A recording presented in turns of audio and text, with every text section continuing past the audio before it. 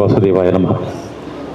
ಬಂದಿರುವಂಥ ಎಲ್ಲರನ್ನ ಬಹಳ ಪ್ರೀತಿಯಿಂದ ಆತ್ಮೀಯವಾಗಿ ಸ್ವಾಗತಿಸ್ತಾ ಕರ್ನಾಟಕ ಕಾರ್ಯನಿರತ ಪತ್ರಕರ್ತರ ಸಂಘ ಉಳ್ಳಾಲ ಹಾಗೆ Nitte institute of communication doctor KR Shetty Tulu ಅಧ್ಯಯನ ಕೇಂದ್ರ ನಿಟ್ಟೆ ವಿಶ್ವವಿದ್ಯಾಲಯ ಸಹಯೋಗದಲ್ಲಿ ಇಂದು ನಡೆಯುತ್ತಿರುವ ಪತ್ರಿಕಾ ದಿನಾಚರಣೆ ಬಂದಂಥ ನಿಮ್ಮನ್ನೆಲ್ಲ ಪ್ರೀತಿಯಿಂದ ಸ್ವಾಗತಿಸ್ತಿದ್ವಿ. ಕಾರ್ಯಕ್ರಮದಲ್ಲಿ ಬಂದಿರುವ ಅತಿಥಿಗಳನ್ನು ಸ್ವಾಗತಿಸಿದರೆ ವಿದ್ಯುಕ್ತವಾಗಿ ನಮ್ಮ ಈ ಒಂದು ಸಂಘದ ಪ್ರಧಾನ ಕಾರ್ಯದರ್ಶಿಗಳು ಹೊಸದಿಗಂತ ಹಾಗೂ ಹೆಡ್ಲೈನ್ ಕರ್ನಾಟಕದ ವರದಿಗಾರರಾದ ದಿನೇಶ್ ನಾಯಕ್ ತುಕೋಟಿ ಅವರು ಬಂದಿರುವಂತಹ ಎಲ್ಲ ಅತಿಥಿಗಳನ್ನು ಬಹಳ ಪ್ರೀತಿಯಿಂದ ಸ್ವಾಗತಿಸಿದ್ದಾರೆ. ಎಲ್ಲರಿಗೂ ಶುಭ ಮುಂಜಾನೆ.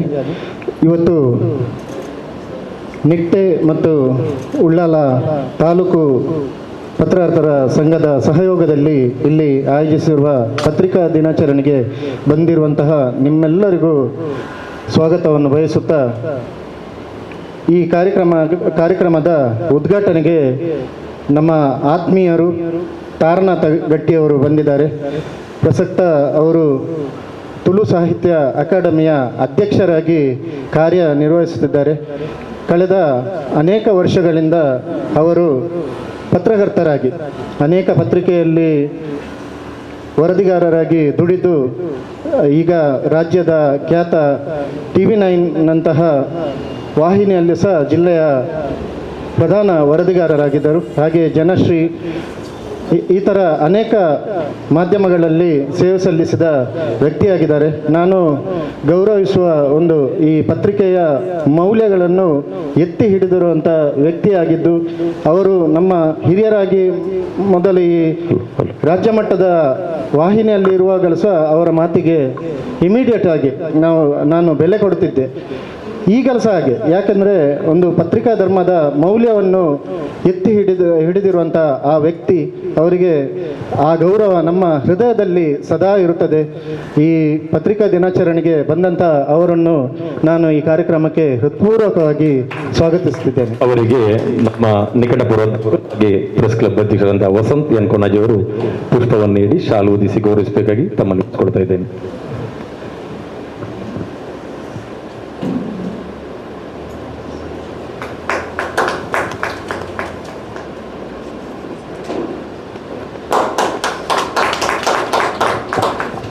ದಿನಾಚರಣೆಯಂದು ಕನ್ನಡದ ಮೊದಲ ಪತ್ರಿಕೆಯ ಕುರಿತು ಉಪನ್ಯಾಸ ನೀಡಲಿಕ್ಕಾಗಿ ನಮ್ಮ ನಿಟ್ಟೆಯ KR ಶೆಟ್ಟಿ ತುಳು ಅಧ್ಯಯನ ಕೇಂದ್ರದ ಮುಖ್ಯಸ್ಥರಾದಂಥ ಡಾಕ್ಟರ್ ಸಾಯಿಗೀತಾ ಹೆಗ್ಡೆ ಅವರು ಬಂದಿದ್ದಾರೆ. ಅವರು ಭಾರಿ ಸರಳ ವ್ಯಕ್ತಿ. ನಾವು ಒಂದು 15 ವರ್ಷದಿಂದ ನಿಟ್ಟೆಗೆ ಕಾರ್ಯಕ್ರಮಕ್ಕೆ ಹೋಗ್ತಿದ್ದೇವೆ. ವೇದಿಕೆಯಲ್ಲಿ ಅವರನ್ನು ನೋಡೋದು ನಮ್ಮ ಇನ್ಫೋಸಿಸ್ನ ಸುಧಾಮೂರ್ತಿಯಾಗೆ ಒಂದು ಸಾರಿ ಉಟ್ಟು ಬಹಳ ಸಿಂಪಲ್ ಮಹಿಳೆ. ಅವರು ತಲೆಯಲ್ಲಿ ಅಗಾಧ ಜ್ಞಾನವಿದ್ದರು ಸಹ ನಾವು ದೂರದಲ್ಲಿ ಅವರನ್ನು ನೋಡ್ತಿದ್ದೇವೆ. ನಾವು ಮಾತಾಡೋದೆಲ್ಲ ಕಮ್ಮಿ, ನಮಗೆಲ್ಲ ಅಲ್ಲಿ PR ಹೇಮಂತ್ ಶೆಟ್ಟಿ ಮಾತ್ರ. ಹಾಗೆ ನಿಮ್ಮನ್ನು ವೇದಿಕೆಯಲ್ಲಿ ಸದಾ ನೋಡ್ತಾ ಇರ್ತೇವೆ ಮೇಡಮ್. ನಿಮಗೂ ಈ ಕಾರ್ಯಕ್ರಮಕ್ಕೆ ಹೃತ್ಪೂರ್ವಕವಾಗಿ ಸ್ವಾಗತವನ್ನು ನೀಡುತ್ತಿದ್ದೇನೆ. ಅವರಿಗೆ ನಮ್ಮ ಸಂಘದ ಕೋಶಾಧಿಕಾರಿ ವಜ್ರ ಪುಷ್ಪವನ್ನು ನೀಡಿ ಶಾಲು ಹೊದಿಸಿ ಗೌರವಿಸಬೇಕು. ತುಳು ಭಾಷೆಯನ್ನ ಒಂದು ವಿಶ್ವವಿದ್ಯಾಲಯ ಮಟ್ಟದಲ್ಲಿ ಬೆಳಗಿಸಲು ಕಾರಣ ಅದು ದಕ್ಷಿಣ ಜಿಲ್ಲೆ ಮೊದಲ ಬಾರಿಗೆ ನಮ್ಮ ನಿಟ್ಟೆ ವಿಶ್ವವಿದ್ಯಾಲಯದಲ್ಲಿ. ಅದರ ಹಿಂದೆ ಬಹಳಷ್ಟು ಕಷ್ಟಪಟ್ಟವರು ತಮಿಳುನಾಡು ಮತ್ತು ಕರ್ನಾಟಕ ಈ ಒಂದು ನಿಟ್ಟೆ ವಿಶ್ವವಿದ್ಯಾಲಯ ಒಡಂಬಡಿಕೆ ಮಾಡಿಕೊಂಡು 2 ದೊಡ್ಡ ಪ್ರಶಸ್ತಿಯನ್ನು ಪಡ್ಕೊಂಡ ಕೀರ್ತಿಗೆ ಪಾತ್ರವಾದ ಮೇಡಮ್, ನಿಮಗೆ ಅಭಿನಂದನೆಗಳು. ಪತ್ರಿಕಾ ದಿನಾಚರಣೆಯ ಸಹಯೋಗ ಇವತ್ತಿನ ನಿಟ್ಟೆ ಇನ್ಸ್ಟಿಟ್ಯೂಟ್ ಆಫ್ ಕಮ್ಯುನಿಕೇಷನ್ನ ಮುಖ್ಯಸ್ಥರಾದಂತಹ ಡಾಕ್ಟರ್ ಮೌಲ್ಯ ಬಾಲಾಡಿ ಅವರು ಬಂದಿದ್ದಾರೆ. ಅವರ ಬಗ್ಗೆ ನನಗೆ ಹೆಚ್ಚೇನು ತಿಳಿದಿಲ್ಲ, ಸುಮ್ಮನೆ ಗೊತ್ತಿಲ್ಲದನ್ನು ನಾನು ಹೇಳಲು ಸಹ ಹೋಗುವುದಿಲ್ಲ. ಅವರಿಗೂ ಈ ಕಾರ್ಯಕ್ರಮಕ್ಕೆ ಹೃತ್ಪೂರ್ವಕ ಸ್ವಾಗತವನ್ನು ಕೋರುತ್ತಿದ್ದೇನೆ. ಅವರಿಗೆ ನಮ್ಮ ಖ್ಯಾತ ಪತ್ರಕರ್ತೆ ಸುಷ್ಮಾ ಸಾಮಾನ್ಯವರು ಪುಷ್ಪವನ್ನು ನೀಡಿ ಗೌರವಿಸಬೇಕು.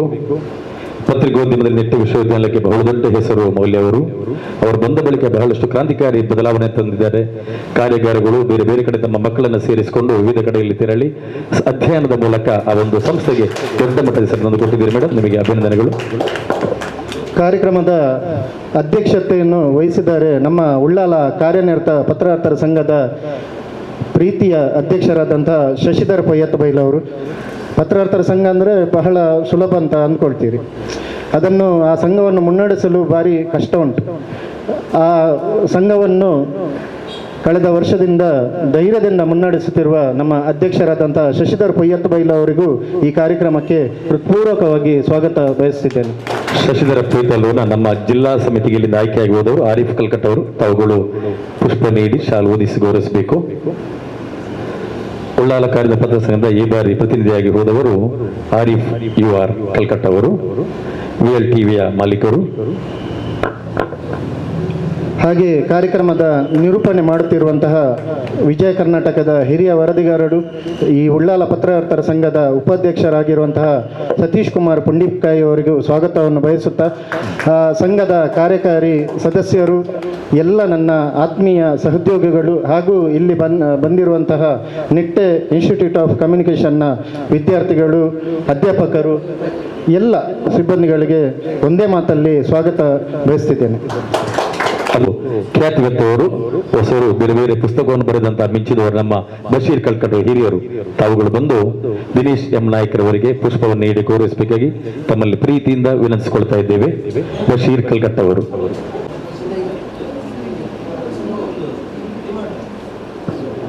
ನಿನ್ನೆ 2 ಗಂಟೆವರೆಗೆ ಕಾರ್ಯಕ್ರಮದಲ್ಲಿ ಭಾಗವಹಿಸಿದವರು, ಹಾಗಾಗಿ ಸ್ವಲ್ಪ ಸುಸ್ತಾಗಿದ್ದಾರೆ. ಪರವಾಗಿಲ್ಲ,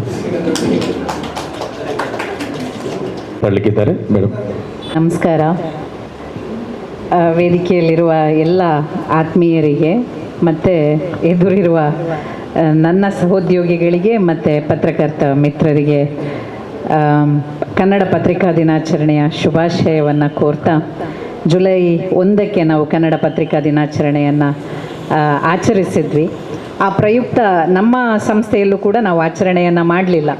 ನಾವು ಪತ್ರಕರ್ತರ ಜೊತೆ ಸೇರಿ ಆಚರಣೆ ಮಾಡಬೇಕು ಅಂತ ಹೇಳುವಂಥ ನಿಟ್ಟಿನಲ್ಲಿ ಮಂಗಳೂರು, ಮುಖ್ಯವಾಗಿ ನಾವು ಮಂಗಳೂರನ್ನು ಅಪ್ರೋಚ್ ಆದಾಗ ಅವ್ರು ಹೇಳಿದರು, ನಾವೆಲ್ಲರ ಜೊತೇಲಿ ಮಾಡ್ತಿಲ್ಲ, ಬೇರೆ ಬೇರೆ ಮಾಡ್ತಿದ್ದೇವೆ ದಿನಾಚರಣೆಯನ್ನು ಅಂತ. ಹಾಗೆ ನಾವು ಉಳ್ಳಾಲ ಪತ್ರಕರ್ತರ ಜೊತೆ, ನಮ್ಮ ಹತ್ರನೇ ಇರುವವರು, ಅವರ ಜೊತೆ ಸೇರಿ ಆಚರಣೆ ಮಾಡಬೇಕು ಅಂತ ಹೇಳುವಂಥ ನಿರ್ಧಾರವನ್ನು ಮಾಡಿದ್ವಿ.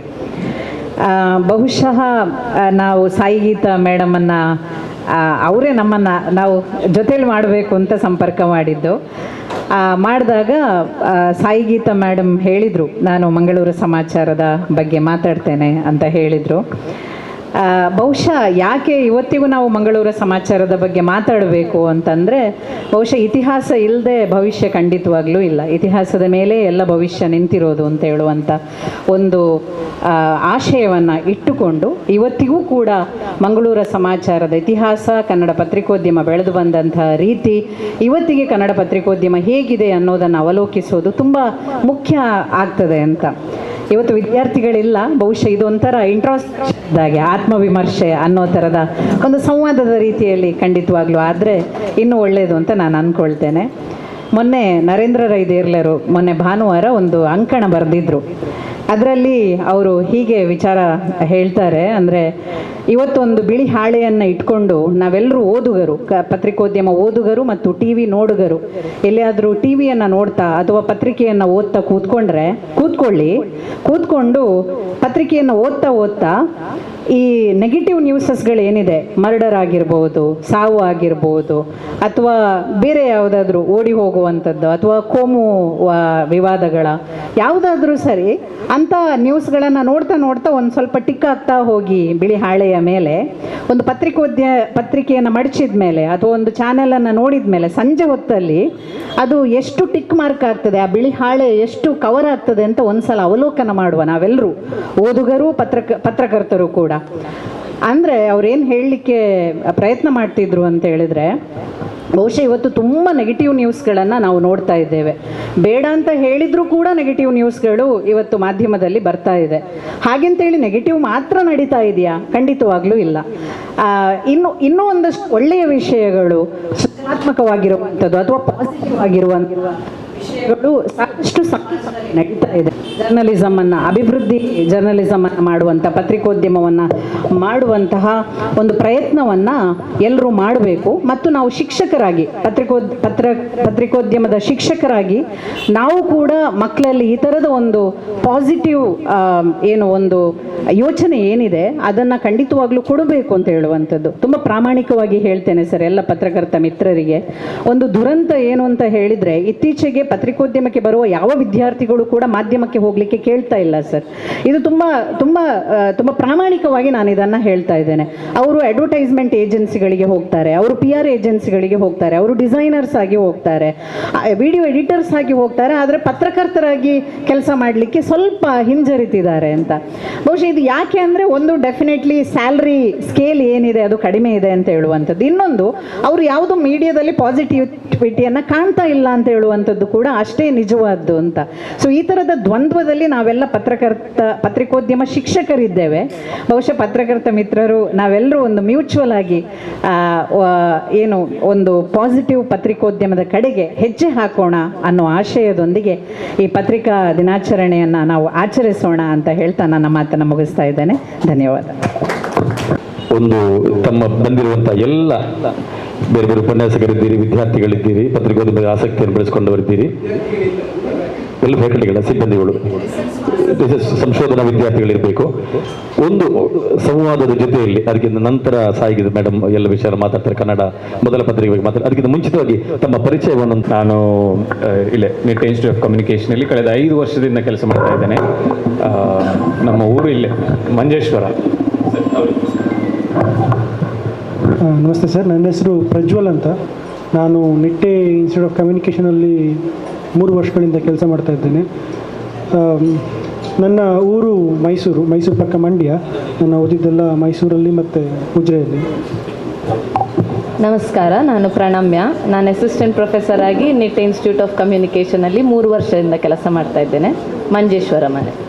ಅಂಜಲಿ ರಾಯ್. ನಾನು ನಿಟ್ಟೆ ಇನ್ಸ್ಟಿಟ್ಯೂಟ್ ಆಫ್ ಕಮ್ಯುನಿಕೇಷನಲ್ಲಿ ರಿಸರ್ಚ್ ಸ್ಕಾಲರ್ ಆಗಿದ್ದೇನೆ. ನಾನು ಪುತ್ತೂರಿನವಳು. ನಮಸ್ತೆ ಎಲ್ಲರಿಗೂ, ನನ್ನ ಹೆಸರು ಸ್ಯಾನ್ರಿಟಾ. ನಾನು ನಿಟ್ಟೆ ಇನ್ಸ್ಟಿಟ್ಯೂಟ್ ಆಫ್ ಕಮ್ಯುನಿಕೇಷನಲ್ಲಿ ರಿಸರ್ಚ್ ಮಾಡ್ತಾ ಇದ್ದೇನೆ. ನನ್ನ ಊರು ಬಂದು ಬಂಟ್ವಾಳ. ಹಲೋ, ನನ್ನ ಹೆಸರು ಶ್ರೀರಾಮ್, ಮಂಗಳೂರಿನ. ನಿಟ್ಟೆ ಇನ್ಸ್ಟಿಟ್ಯೂಟ್ ಆಫ್ ಕಮ್ಯುನಿಕೇಷನಲ್ಲಿ ಸ್ಟುಡಿಯೋ ಇನ್ಚಾರ್ಜ್ ಆಗಿತ್ತು. ಹಲೋ, ನಮಸ್ಕಾರ. ನನ್ನ ಹೆಸರು ಶಿವಕುಮಾರ್ ಅಂತ. ನಾನು ನಿಟ್ಟೆ ಇನ್ಸ್ಟಿಟ್ಯೂಟ್ ಆಫ್ ಕಮ್ಯುನಿಕೇಷನಲ್ಲಿ ಸಂಶೋಧನಾ ವಿದ್ಯಾರ್ಥಿ. ನಾನು ಬೆಳಗಾವಿಯಿಂದ. ನಮಸ್ತೆ, ನಾನು ಜ್ಯೋತಿ ಮಹಾದೇವ್. ನಾನು ಗೃಹಿಣಿ, ಸಣ್ಣ ಮಟ್ಟಿನ ಬರಹಗಾರ್ತಿ, ಸಂಗೀತ ಮೇಡಮಿನ ವಿದ್ಯಾರ್ಥಿನಿ. ನಾನು ಜಯಲಕ್ಷ್ಮಿ ಆರ್ ಶೆಟ್ಟಿ ಅಂತ, ತುಳು MA ಅದು ಲೆಕ್ಚರರ್ ಆಗಿದ್ದೇನೆ, ಹಾಗೆ ಸಾಹಿತ್ಯ ಮೇಡಮಿದ್ದು ವಿದ್ಯಾರ್ಥಿನಿ. ನಿಟ್ಟೆ ಇನ್ಸ್ಟಿಟ್ಯೂಟ್ ಆಫ್ ಕಮ್ಯುನಿಕೇಷನ್ನ ಸಿಬ್ಬಂದಿ, ಮಂಜೇಶ್ವರದವರು. Associate professor, Nitte institute of communication. I am from Deralakatte. ನಾನು ಶ್ವೇತಾ ಪೈ ಅಂತ, ನಾನು ಸಾಹಿತ್ಯ ಮೇಡಮ್ನ ವಿದ್ಯಾರ್ಥಿ. ಪ್ರೀತಮ್ ನಾಯಕ್ ಅಂತ, ನಾನು Nitte university centre for science education ಇಲ್ಲಿ MSc ಬಯೋಟೆಕ್ನಾಲಜಿ ಕಂಪ್ಲೀಟ್ ಮಾಡಿದ್ದೇನೆ ಮತ್ತು ನಾನು ಸಾಹಿತ್ಯ ಮ್ಯಾಮ್ನ ಸ್ಟೂಡೆಂಟ್. ಧನ್ಯವಾದ. ನಮಸ್ಕಾರ, ನಾನು ತಪಸ್ವಿ ಅಂತ. ನಾನು ನಿಟ್ಟೆ ಇನ್ಸ್ಟಿಟ್ಯೂಟ್ ಆಫ್ ಕಮ್ಯುನಿಕೇಷನಲ್ಲಿ ಕಳೆದ 6 ವರ್ಷದಿಂದ ಟೀಚ್ ಮಾಡ್ತಾ ಇದ್ದೇನೆ ಅಸಿಸ್ಟೆಂಟ್ ಪ್ರೊಫೆಸರ್ ಆಗಿ. ನಾನು ಮೂಲ ಬಂದು ಹೆಗ್ಗೋಡಿನವನು. Nitte institute of communication assistant professor ಆಗಿದ್ದೆ. ಮಂಗಳೂರು. ಸಾರನಾಥ್ ಗಟ್ಟಿ ಸರನ್ನು ನೋಡ್ತಾ ಬೆಳೆದವಳು ನಾನು. ನಮಸ್ತೆ, ನನ್ನ ಹೆಸರು ರಮಣಿ ಭಂಡಾರಿ, ಸಾಹಿತ್ಯ ಮೇಡಮ್ ವಿದ್ಯಾರ್ಥಿ, ದೇರ್ಲಕಟ್ಟೆ ಊರು. ನಮಸ್ಕಾರ, ನಾನು ಕ್ಯಾಥ್ರೀನ್ ಅಂತ, ರಿಸರ್ಚ್ ಸ್ಕಾಲರ್, ಬಂಟ್ವಾಳದವಳು. ಉದ್ಘಾಟನಾ ಭಾಷಣ ಮಾಡಲಿಕ್ಕಿದ್ದಾರೆ. ಒಂದು ಕಾಲದಲ್ಲಿ ದೇಶದ ನಂಬರ್ 1 ಚಾನೆಲ್ TV9ನ ವರದಿಗಾರರಾಗಿ ಬಹಳಷ್ಟು ವಿಶೇಷವಾದಂತಹ ವರದಿಯನ್ನು ಪ್ರಕಟಿಸಿದವರು ತಾರನಾಥ ಕಾಪಿಕಾಡ್. ಸಾಹಿತ್ಯ ಮತ್ತು ಕಲೆ ಬೇರೆ ಕ್ಷೇತ್ರದಲ್ಲಿ ಆಸಕ್ತಿ ಇದ್ದ ಕಾರಣವರು ನೇರವಾಗಿ ಈಗ ಅಕಾಡೆಮಿಕ್ ಆಗಿ ಅಧ್ಯಕ್ಷರಾಗಿದ್ದಾರೆ. ಇವತ್ತು ಇದೀಗ ಉದ್ಘಾಟನಾ ಭಾಷಣ ಮಾಡಲಿಕ್ಕಿದ್ದಾರೆ. ತಾರನಾಥ್ ಸರ್, ಇದೀಗ ನಿಮ್ಮಿಂದ. ಮೊದಲಾಗಿ ಉಳ್ಳಾಲ ವಲಯ ಕಾರ್ಯನಿರತ ಪತ್ರಕರ್ತರ ಸಂಘದ ಅಧ್ಯಕ್ಷರು ಮತ್ತು ಅದರ ಎಲ್ಲ ಪದಾಧಿಕಾರಿಗಳಿಗೂ ಆಭಾರಿಯಾಗಿದ್ದೇನೆ ಈ ಒಂದು ಕಾರ್ಯಕ್ರಮಕ್ಕೆ ನನ್ನನ್ನು ಆಹ್ವಾನಿಸಿದ್ದಕ್ಕಾಗಿ. ಅದೇ ರೀತಿಯಾಗಿ ನಿಟ್ಟೆ ಇನ್ಸ್ಟಿಟ್ಯೂಟ್ ಆಫ್ ಕಮ್ಯುನಿಕೇಷನ್ ಮತ್ತು ನಿಟ್ಟೆಯ ತುಳು ಅಧ್ಯಯನ ವಿಭಾಗ ಈ 2 ಸಂಸ್ಥೆಗಳಿಗೂ ಆಭಾರಿಯಾಗಿದ್ದೇನೆ. ನಾನು ಸ್ವಲ್ಪ ಕ್ಯಾಶುವಲ್ ಆಗಿ ಮಾತಾಡ್ತಾ ಹೋಗ್ತೇನೆ ನನ್ನ ನೆನಪಾದಾಗೆ ವಿಷಯಗಳನ್ನು. ನಾನು ಮತ್ತೊಮ್ಮೆ ಉಳ್ಳಾಲ ವಲಯದ ಎಲ್ಲ ಪತ್ರಕರ್ತರಿಗೆ ಅಭಿನಂದನೆ ಸಲ್ಲಿಸಲಿಕ್ಕೆ ಬಯಸ್ತೇನೆ. ಯಾಕಂತ ಹೇಳಿದ್ರೆ, ಮೊನ್ನೆ ಅವರೊಂದು ವಿಡಿಯೋ ನೋಡಿದೆ. ಅವರೊಂದು ಅಧ್ಯಯನ ಪ್ರವಾಸಕ್ಕೆ ಹೋಗಿದ್ದರು. ಸಾಮಾನ್ಯವಾಗಿ ಇತ್ತೀಚಿನ ದಿನಗಳಲ್ಲಿ ಪತ್ರಕರ್ತರಂತೂ ಅಧ್ಯಯನ ಪ್ರವಾಸಕ್ಕೆ ಹೋಗೋದು ತುಂಬ ಕಡಿಮೆ ಆಗಿದೆ. ಪುರುಸೊತ್ತೆ 24x7 ಬ್ಯುಸಿ ಇರ್ತಾರೆ. ಯಾವ ದಿವಸವೂ ಪುರುಸೊತ್ತಿರೋದಿಲ್ಲ. ನಿಮಗೆ ಬೇರೆ ಬೇರೆ ಉತ್ಸವ, ಹಬ್ಬ, ಹರಿದಿನಗಳಿದ್ದಾಗ ನಿಮಗೆ ರಜೆ ಇರ್ತದೆ. ಆ ದಿವಸ ಎಲ್ಲ ಪತ್ರಕರ್ತರು ಬ್ಯುಸಿ ಇರ್ತಾರೆ, ಮನೆಯಲ್ಲೂ ಇರಲಿಕ್ಕಾಗೋದಿಲ್ಲ ಅವರಿಗೆ. ಅಂತೆಲ್ಲ ಬ್ಯುಸಿ ಶೆಡ್ಯೂಲ್ನ ನಡುವೆ ಕೂಡ ಒಂದು ದಿವಸವನ್ನು ಅಥವಾ ಒಂದೂವರೆ ದಿವಸವನ್ನು ಒಂದು ಅಧ್ಯಯನ ಪ್ರವಾಸಕ್ಕಾಗಿ ಮೀಸಲಾಗಿಟ್ಟುಕೊಂಡು ಬೇರೆ ಒಂದು ತನ್ನ ಕಾರ್ಯವ್ಯಾಪ್ತಿಯ ಪ್ರದೇಶದಿಂದ ಹೊರಗಿನ ಒಂದು ಪ್ರದೇಶಕ್ಕೆ ಹೋಗಿ ಅಲ್ಲಿ ನೋಡಿಕೊಂಡು ಮಾತಾಡಿಕೊಂಡು ಬರುವಂಥದ್ದು ಪತ್ರಕರ್ತರಿಗೆ ಇದು ತುಂಬ ಅಗತ್ಯವಾಗಿರುವಂಥದ್ದು. ಇಲ್ಲೀಗ ಕಾರ್ಯನಿರತ ಪತ್ರಕರ್ತರಿದ್ದಾರೆ ಮತ್ತು ನಿಮ್ಮ ವಿದ್ಯಾರ್ಥಿಗಳಿಲ್ಲ. ನಾನು ನಿಮ್ಮ ಮುಂದೆ ಯಾಕೆ ಇದನ್ನು ಪ್ರಸ್ತಾಪ ಮಾಡಿದೆ ಅಂತ ಹೇಳಿದ್ರೆ, ನೀವು ನಿಮ್ಮ ವಿದ್ಯಾರ್ಥಿಗಳನ್ನು ಈ ರೀತಿಯ ಫೀಲ್ಡ್ ವರ್ಕ್ಗೆ ಪ್ರೇರೇಪಣೆ ಕೊಡಬೇಕು ಮತ್ತು ಖುದ್ದಾಗಿ ನೀವು ಅವರನ್ನು ಬೇರೆ ಬೇರೆ ಸ್ಥಳಗಳಿಗೆ ಅಥವಾ ಅಧ್ಯಯನಕ್ಕೆ ಕರೆದುಕೊಂಡು ಹೋಗಬೇಕು. ಅದು ಎಲ್ಲ ವಿಷಯಗಳನ್ನು ಪತ್ರಕರ್ತರಂತ ಹೇಳಿದ್ರೆ ನಿಮಗೆ ಗೊತ್ತಲ್ಲ, ಜಾಕ್ ಆಫ್ ಆಲ್, ಎಲ್ಲ ವಿಷಯಗಳ ಬಗ್ಗೆ ಕೆಲವು ವಿಷಯಗಳ ಬಗ್ಗೆ ಅವರನ್ನು ಮಾಸ್ಟರ್ ಆಗುವ ಹಾಗೆ ಕೂಡ ನೀವು ಮಾಡಲಿಕ್ಕೆ ಸಾಧ್ಯ ಇದೆ. ಹಾಗಾಗಿ ಇದೊಂದು ನನಗೆ ತುಂಬ ದಿವಸಗಳಿಂದ ಕಾಡ್ತಾ ಇದ್ದ ವಿಷಯ. ಯಾಕಂತ ಹೇಳಿದ್ರೆ ನಾನು ಕೂಡ ದಿನೇಶ್ ಅವರು ಹೇಳಿದ ಹಾಗೆ ಅಥವಾ ಸತೀಶ್ ಅವರು ಹೇಳಿದ ಹಾಗೆ ಕಳೆದ 3 ದಶಕಗಳಿಂದ ನಾನು ಮಾಧ್ಯಮ ಕ್ಷೇತ್ರದಲ್ಲಿ ಕೆಲಸ ಮಾಡಿಕೊಂಡು ಬಂದವನು. ನಾವು ನೂರಾರು ಕಾರ್ಯಕ್ರಮಗಳಿಗೆ ಭೇಟಿ ಕೊಡ್ತೇವೆ, ಗೋಷ್ಠಿಗಳಿಗೆ ಹೋಗ್ತೇವೆ, ವರದಿ ಮಾಡ್ತೇವೆ. ಆದರೆ ನಮಗೆ ಸ್ವಯಂ ಆತ್ಮವಿಮರ್ಶೆ ಮಾಡಿಕೊಳ್ಳಲಿಕ್ಕೆ ಅಥವಾ ಅಧ್ಯಯನ ಮಾಡಲಿಕ್ಕೆ ಅಂತ ನಾವು ಸಮಯವನ್ನು ಮೀಸಲಿಡುವುದು ತುಂಬ ಕಡಿಮೆ. ಬಟ್ ಅದು ಅತ್ಯಂತ ಜರೂರತ್ತಿನ ವಿಷಯ ಕೂಡ. ಮಿತ್ರರೇ, ಪತ್ರಿಕಾ ದಿನಾಚರಣೆ ಬಗ್ಗೆ ಮಾತನಾಡುವಾಗ ಆಮೇಲೆ ಸಾಯಿ ಗೀತಾ ಮೇಡಮ್ ಮಾತಾಡಲಿಕ್ಕಿದ್ದಾರೆ, ಗ್ರಂಥವನ್ನೇ ತಂದಿಲ್ಲಿ ಇಟ್ಟಿದ್ದಾರೆ. ಮಂಗಳೂರ ಸಮಾಚಾರ 1996ರಲ್ಲಿ ಕರ್ನಾಟಕ ಮಾಧ್ಯಮ ಅಕಾಡೆಮಿ ಕರ್ನಾಟಕದಲ್ಲಿ ಪತ್ರಿಕಾ ದಿನಾಚರಣೆಯನ್ನು ಜುಲೈ 1 ಅಂತ ಘೋಷಣೆ ಮಾಡಿ ಅದು ಒಂದು ವಿದ್ಯುಕ್ತವಾಗಿ 1996ರಲ್ಲಿ ಆರಂಭಿಸಿದರು. ಆವತ್ತಿನ ಕಾರ್ಯಕ್ರಮ ಮಂಗಳೂರಿನಲ್ಲಿ ನಡೆದಿತ್ತು. ಮಂಗಳೂರಿನ ಹಂಪನಕಟ್ಟೆಯ ಇವತ್ತಿನ ವಿಶ್ವವಿದ್ಯಾನಿಲಯ ಕಾಲೇಜ್, ಅವತ್ತಿನ ಸರ್ಕಾರಿ ಕಾಲೇಜ್. ಬಹುಶಃ ಇಲ್ಲಿಯ ಪತ್ರಕರ್ತರೆಲ್ಲ ಅವತ್ತು ಇನ್ನೆಲ್ಲ ವಿದ್ಯಾರ್ಥಿಗಳಿದ್ದಿರ್ಬೋದೇನು, ಬಹುಶಃ ಶಶಿಧರ್ ಮಾತ್ರ ಫೀಲ್ಡಲ್ಲಿ ಇದ್ದಿರಬೇಕು ಆ ಹೊತ್ತಿಗೆ. ಶ್ರೀಧರಾಚಾರ್ಯ ಅವರು ಅವತ್ತು ಮಾಧ್ಯಮ ಅಕಾಡೆಮಿ ಅಧ್ಯಕ್ಷರಾಗಿದ್ದರು. ಅವರೆಲ್ಲ ಬಂದು ಒಂದು ದೊಡ್ಡ ಮಟ್ಟಿನ ಒಂದು ಉಪನ್ಯಾಸ ಕಾರ್ಯಕ್ರಮ, ಗೋಷ್ಠಿ ಎಲ್ಲ ಆರಂಭಿಸಿದ್ರು. ನಮಗೆಲ್ಲ ಒಂಥರ ಆವಾಗ ಅದು ಥ್ರಿಲ್ ಆಗಿತ್ತು, ಏನಿದು ಪತ್ರಿಕಾ ದಿನಾಚರಣೆ. ಮತ್ತು ಅವರಿಗೆ ಇನ್ನೂ ಥ್ರಿಲ್ ಆಗಿತ್ತು, ಬೆಂಗಳೂರಿನವರಿಗೆ ಇದು ಮಂಗಳೂರಲ್ಲೇ ಹೋಗಿ ಮಾಡಬೇಕು. ಯಾಕಂತ ಹೇಳಿದ್ರೆ ಮೊದಲ ಪತ್ರಿಕೆ ಹುಟ್ಟಿದ ಊರು ಯಾವುದು ಅಂತ ಹೇಳಿದ್ರೆ ಅದು ಮಂಗಳೂರು. ಮಂಗಳೂರಿನಲ್ಲಿ ಮಂಗಳೂರು ಸಮಾಚಾರದ ನೆನಪಿನಲ್ಲಿ ಪತ್ರಿಕಾ ದಿನಾಚರಣೆ ಮಾಡಬೇಕು ಅಂತ 96ರಲ್ಲಿ. ಆನಂತರ ವಿದ್ಯುಕ್ತವಾಗಿ 96ರಲ್ಲಿ ಕರ್ನಾಟಕ ಮಾಧ್ಯಮ ಅಕಾಡೆಮಿ, ಅವತ್ತು ಪತ್ರಿಕಾ ಅಕಾಡೆಮಿ ಅಂತ, ಆನಂತರ ಅದು ಮಾಧ್ಯಮ ಅಕಾಡೆಮಿ ಅಂತ ಅದರ ಹೆಸರು ಬದಲಾಯಿತು. ಅವರೊಂದು ಪುಸ್ತಕ ಕೂಡ ಸಣ್ಣದಾಗಿ ಇಷ್ಟು ವಿಸ್ತೃತವಾದದ್ದಲ್ಲ, ಮೋಗ್ಲಿಂಗ್ ಅವರ ಬಗ್ಗೆ. ಈ ಪತ್ರಿಕೆಯನ್ನು ಆರಂಭಿಸಿದವರು ರೆವರೆಂಡ್ ಹರ್ಮನ್ ಮೋಗ್ಲಿಂಗ್ ಅವರ ಬಗ್ಗೆ ಒಂದು ಸಣ್ಣ ಐವಾನ್ ಏನೋ ಒಂದು ಸಣ್ಣ ಒಂದು ಪುಸ್ತಕ ಥರ ಒಂದು ಪುಸ್ತಕವನ್ನು ಕೂಡ ಆ ಸಂದರ್ಭದಲ್ಲಿ ಪ್ರಕಟಿಸಿದರು. ಯಾಕಂದರೆ ವಿಸ್ತಾರವಾಗಿ ಜನರಿಗೆ ಮತ್ತು ಮಾಧ್ಯಮದವರಿಗೆ ಗೊತ್ತಾಗಬೇಕು ಅಂತ. ನನಗೆ ಕೂಡ ಆ ವರ್ಷ ಅದು ಗೊತ್ತಾಗಿರಲಿಲ್ಲ. ಕಾರ್ಯಕ್ರಮದಲ್ಲಿ ಹೋಗಿ ಅಟೆಂಡ್ ಮಾಡಿ ಬಂದಿದ್ದೆ, ಮಂಗಳೂರು ಸಮಾಚಾರ ಅಂತ ಕೇಳಿಕೊಂಡು ಬಂದಿದ್ದೆ. ಮತ್ತು 2 ವರ್ಷ ಆಗುವಾಗ ಜನವಾಹಿನಿ ಅಂತ ಪತ್ರಿಕೆ ಇತ್ತು, ಆ ಪತ್ರಿಕೆಯಲ್ಲಿ ನಾನು ಕೆಲಸ ಮಾಡ್ತಾ ಇದ್ದೆ. ಜುಲೈ 1 ಆಗುವ ನೆನಪಾಯಿತು, ಈ ಪತ್ರಿಕೆ ಬಗ್ಗೆ ಒಂದು ವರದಿ ಬರೀಬೇಕು ಅಂತ.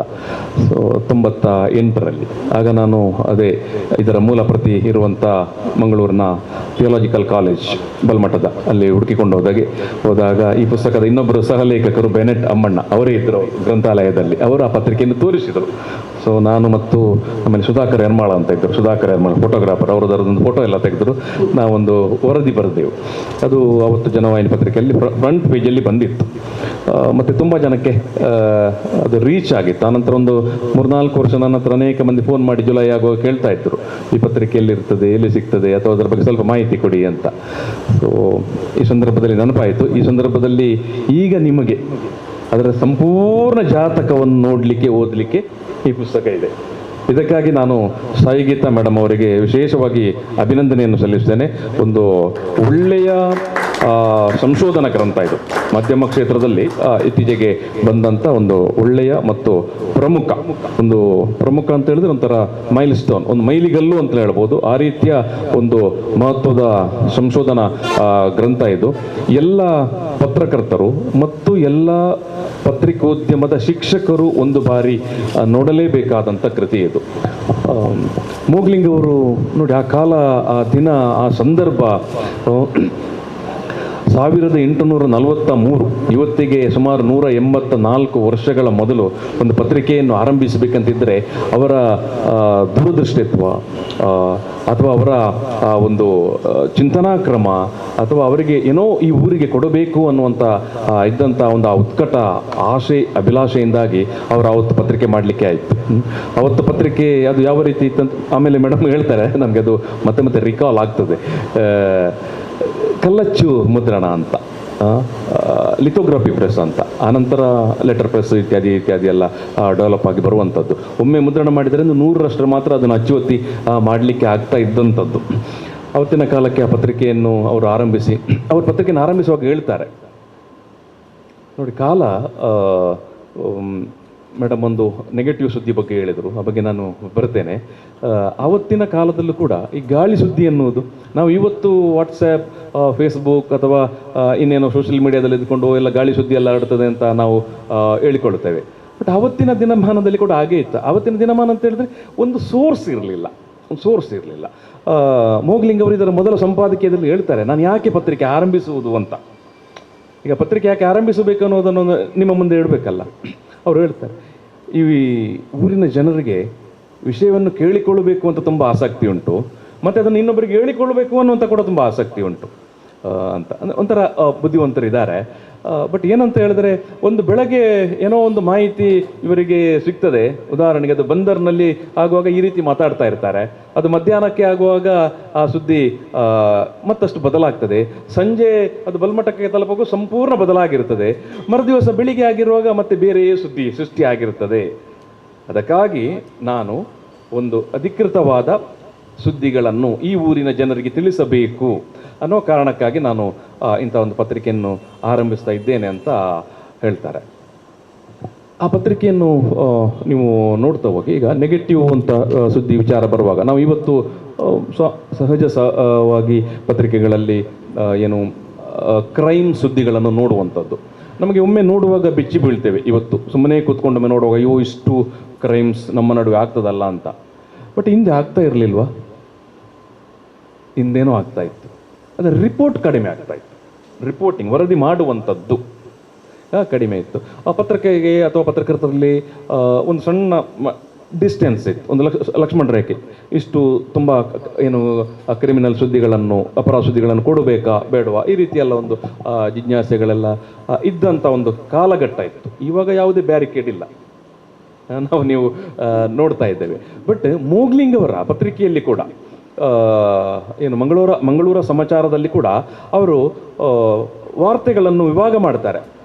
ದೇಶೀಯ ಸುದ್ದಿಗಳು ಅಥವಾ ಸಾಂಸ್ಕೃತಿಕ ಸುದ್ದಿಗಳು ಅಥವಾ ಜನರಿಗೆ ಉಪಯುಕ್ತವಾಗುವ ಸುದ್ದಿಗಳು ಮತ್ತು ಅಪರಾಧ ಸುದ್ದಿಗಳು ಅಂತ. ಅವರು ಆ ಪತ್ರಿಕೆಯಲ್ಲಿ ಅವರ ಇಶ್ಯೂವಲ್ಲಿ ಕೂಡ ಅದರ ಪ್ರತಿಗಳಲ್ಲಿ 15 ದಿವಸಕ್ಕೊಮ್ಮೆ ಬರ್ತಾ ಇದ್ದಂಥ ಪತ್ರಿಕೆ ಅದು. ಆ ಪತ್ರಿಕೆಯಲ್ಲಿ ಅಪರಾಧ ಸುದ್ದಿಗಳಿರ್ತದೆ. ಅವರು ಯಾಕೆ ಅಪರಾಧ ಸುದ್ದಿಗಳನ್ನು ಪ್ರಕಟಿಸ್ತಾ ಇದ್ರು ಅಂತ ಹೇಳಿದ್ರೆ, ಕೇವಲ ಅಪರಾಧ ಸುದ್ದಿಗಳನ್ನು ಮಾತ್ರ ಪ್ರಕಟಿಸ್ತಾ ಇದ್ದದಲ್ಲ, ಅದರ ಜೊತೆಗೆ ಆ ಅಪರಾಧಿಗೆ ಏನು ಶಿಕ್ಷೆ ಆಯಿತು ಅಂತ. ಅಂದರೆ ಜನರಿಗೆ ಒಂದು ಅಪರಾಧ ಮಾಡಿದರೆ ಶಿಕ್ಷೆ ಆಗುತ್ತೆ ಅನ್ನುವಂಥ ಒಂದು ಭಯವನ್ನು ಮೂಡಿಸಬೇಕು, ಜೊತೆಗೆ ಒಂದು ಜಾಗೃತಿಯನ್ನು ಕೂಡ ಮೂಡಿಸಬೇಕು. ಆವಾಗ ಅಪರಾಧಗಳ ಸಂಖ್ಯೆ ಕಡಿಮೆ ಆಗುತ್ತೆ ಅನ್ನುವಂಥ ಅವರ ಚಿಂತನೆ ಇತ್ತು. ಹಾಗಾಗಿ ಅವರು ಅವರ ಪ್ರತಿಯಲ್ಲಿ ಕೂಡ ಅಪರಾಧ ಪ್ರಕರಣಗಳನ್ನು ವರದಿ ಮಾಡ್ತಾರೆ ಮತ್ತು ಅದಕ್ಕೆ ಆದ ಶಿಕ್ಷೆಗಳನ್ನು ಕೂಡ ಅವರು ವರದಿ ಮಾಡ್ತಾರೆ. ಸೊ ಇಂಥ ಒಂದು ಜಿಜ್ಞಾಸೆ ಇತ್ತು. ಸೊ ಅಪರಾಧ ಅನ್ನುವಂಥದ್ದು ಅದು ಇನ್ನೂ 100 ವರ್ಷ ಕಾಲದ ನಂತರ ಕೂಡ ಇದ್ದೇ ಇರ್ತದೆ. ನಾವು ಯಾವ ರೀತಿ ವರದಿ ಮಾಡ್ತೇವೆ ಅನ್ನುವಂಥದ್ದನ್ನು ನಾವು ಇವತ್ತು ಅದನ್ನು ಬ್ರೇಕಿಂಗ್ ಸುದ್ದಿಯಲ್ಲಿ ಹಾಕಿ ಏನು ಭಯಭೀತಿ ಪಡುವಂಥ ರೀತಿಯಲ್ಲಿ ನಾವು ಇವತ್ತು ಅದನ್ನು ಏನು ಟಿ ವಿಗಳಲ್ಲೋ ಪತ್ರಿಕೆ ಒಂದು ಸಣ್ಣ ಇವತ್ತಿಗೆ ಕೂಡ ಒಂದು ಲಕ್ಷ್ಮಣ ರೇಖೆಯನ್ನು ಇಟ್ಟುಕೊಂಡಿದೆ.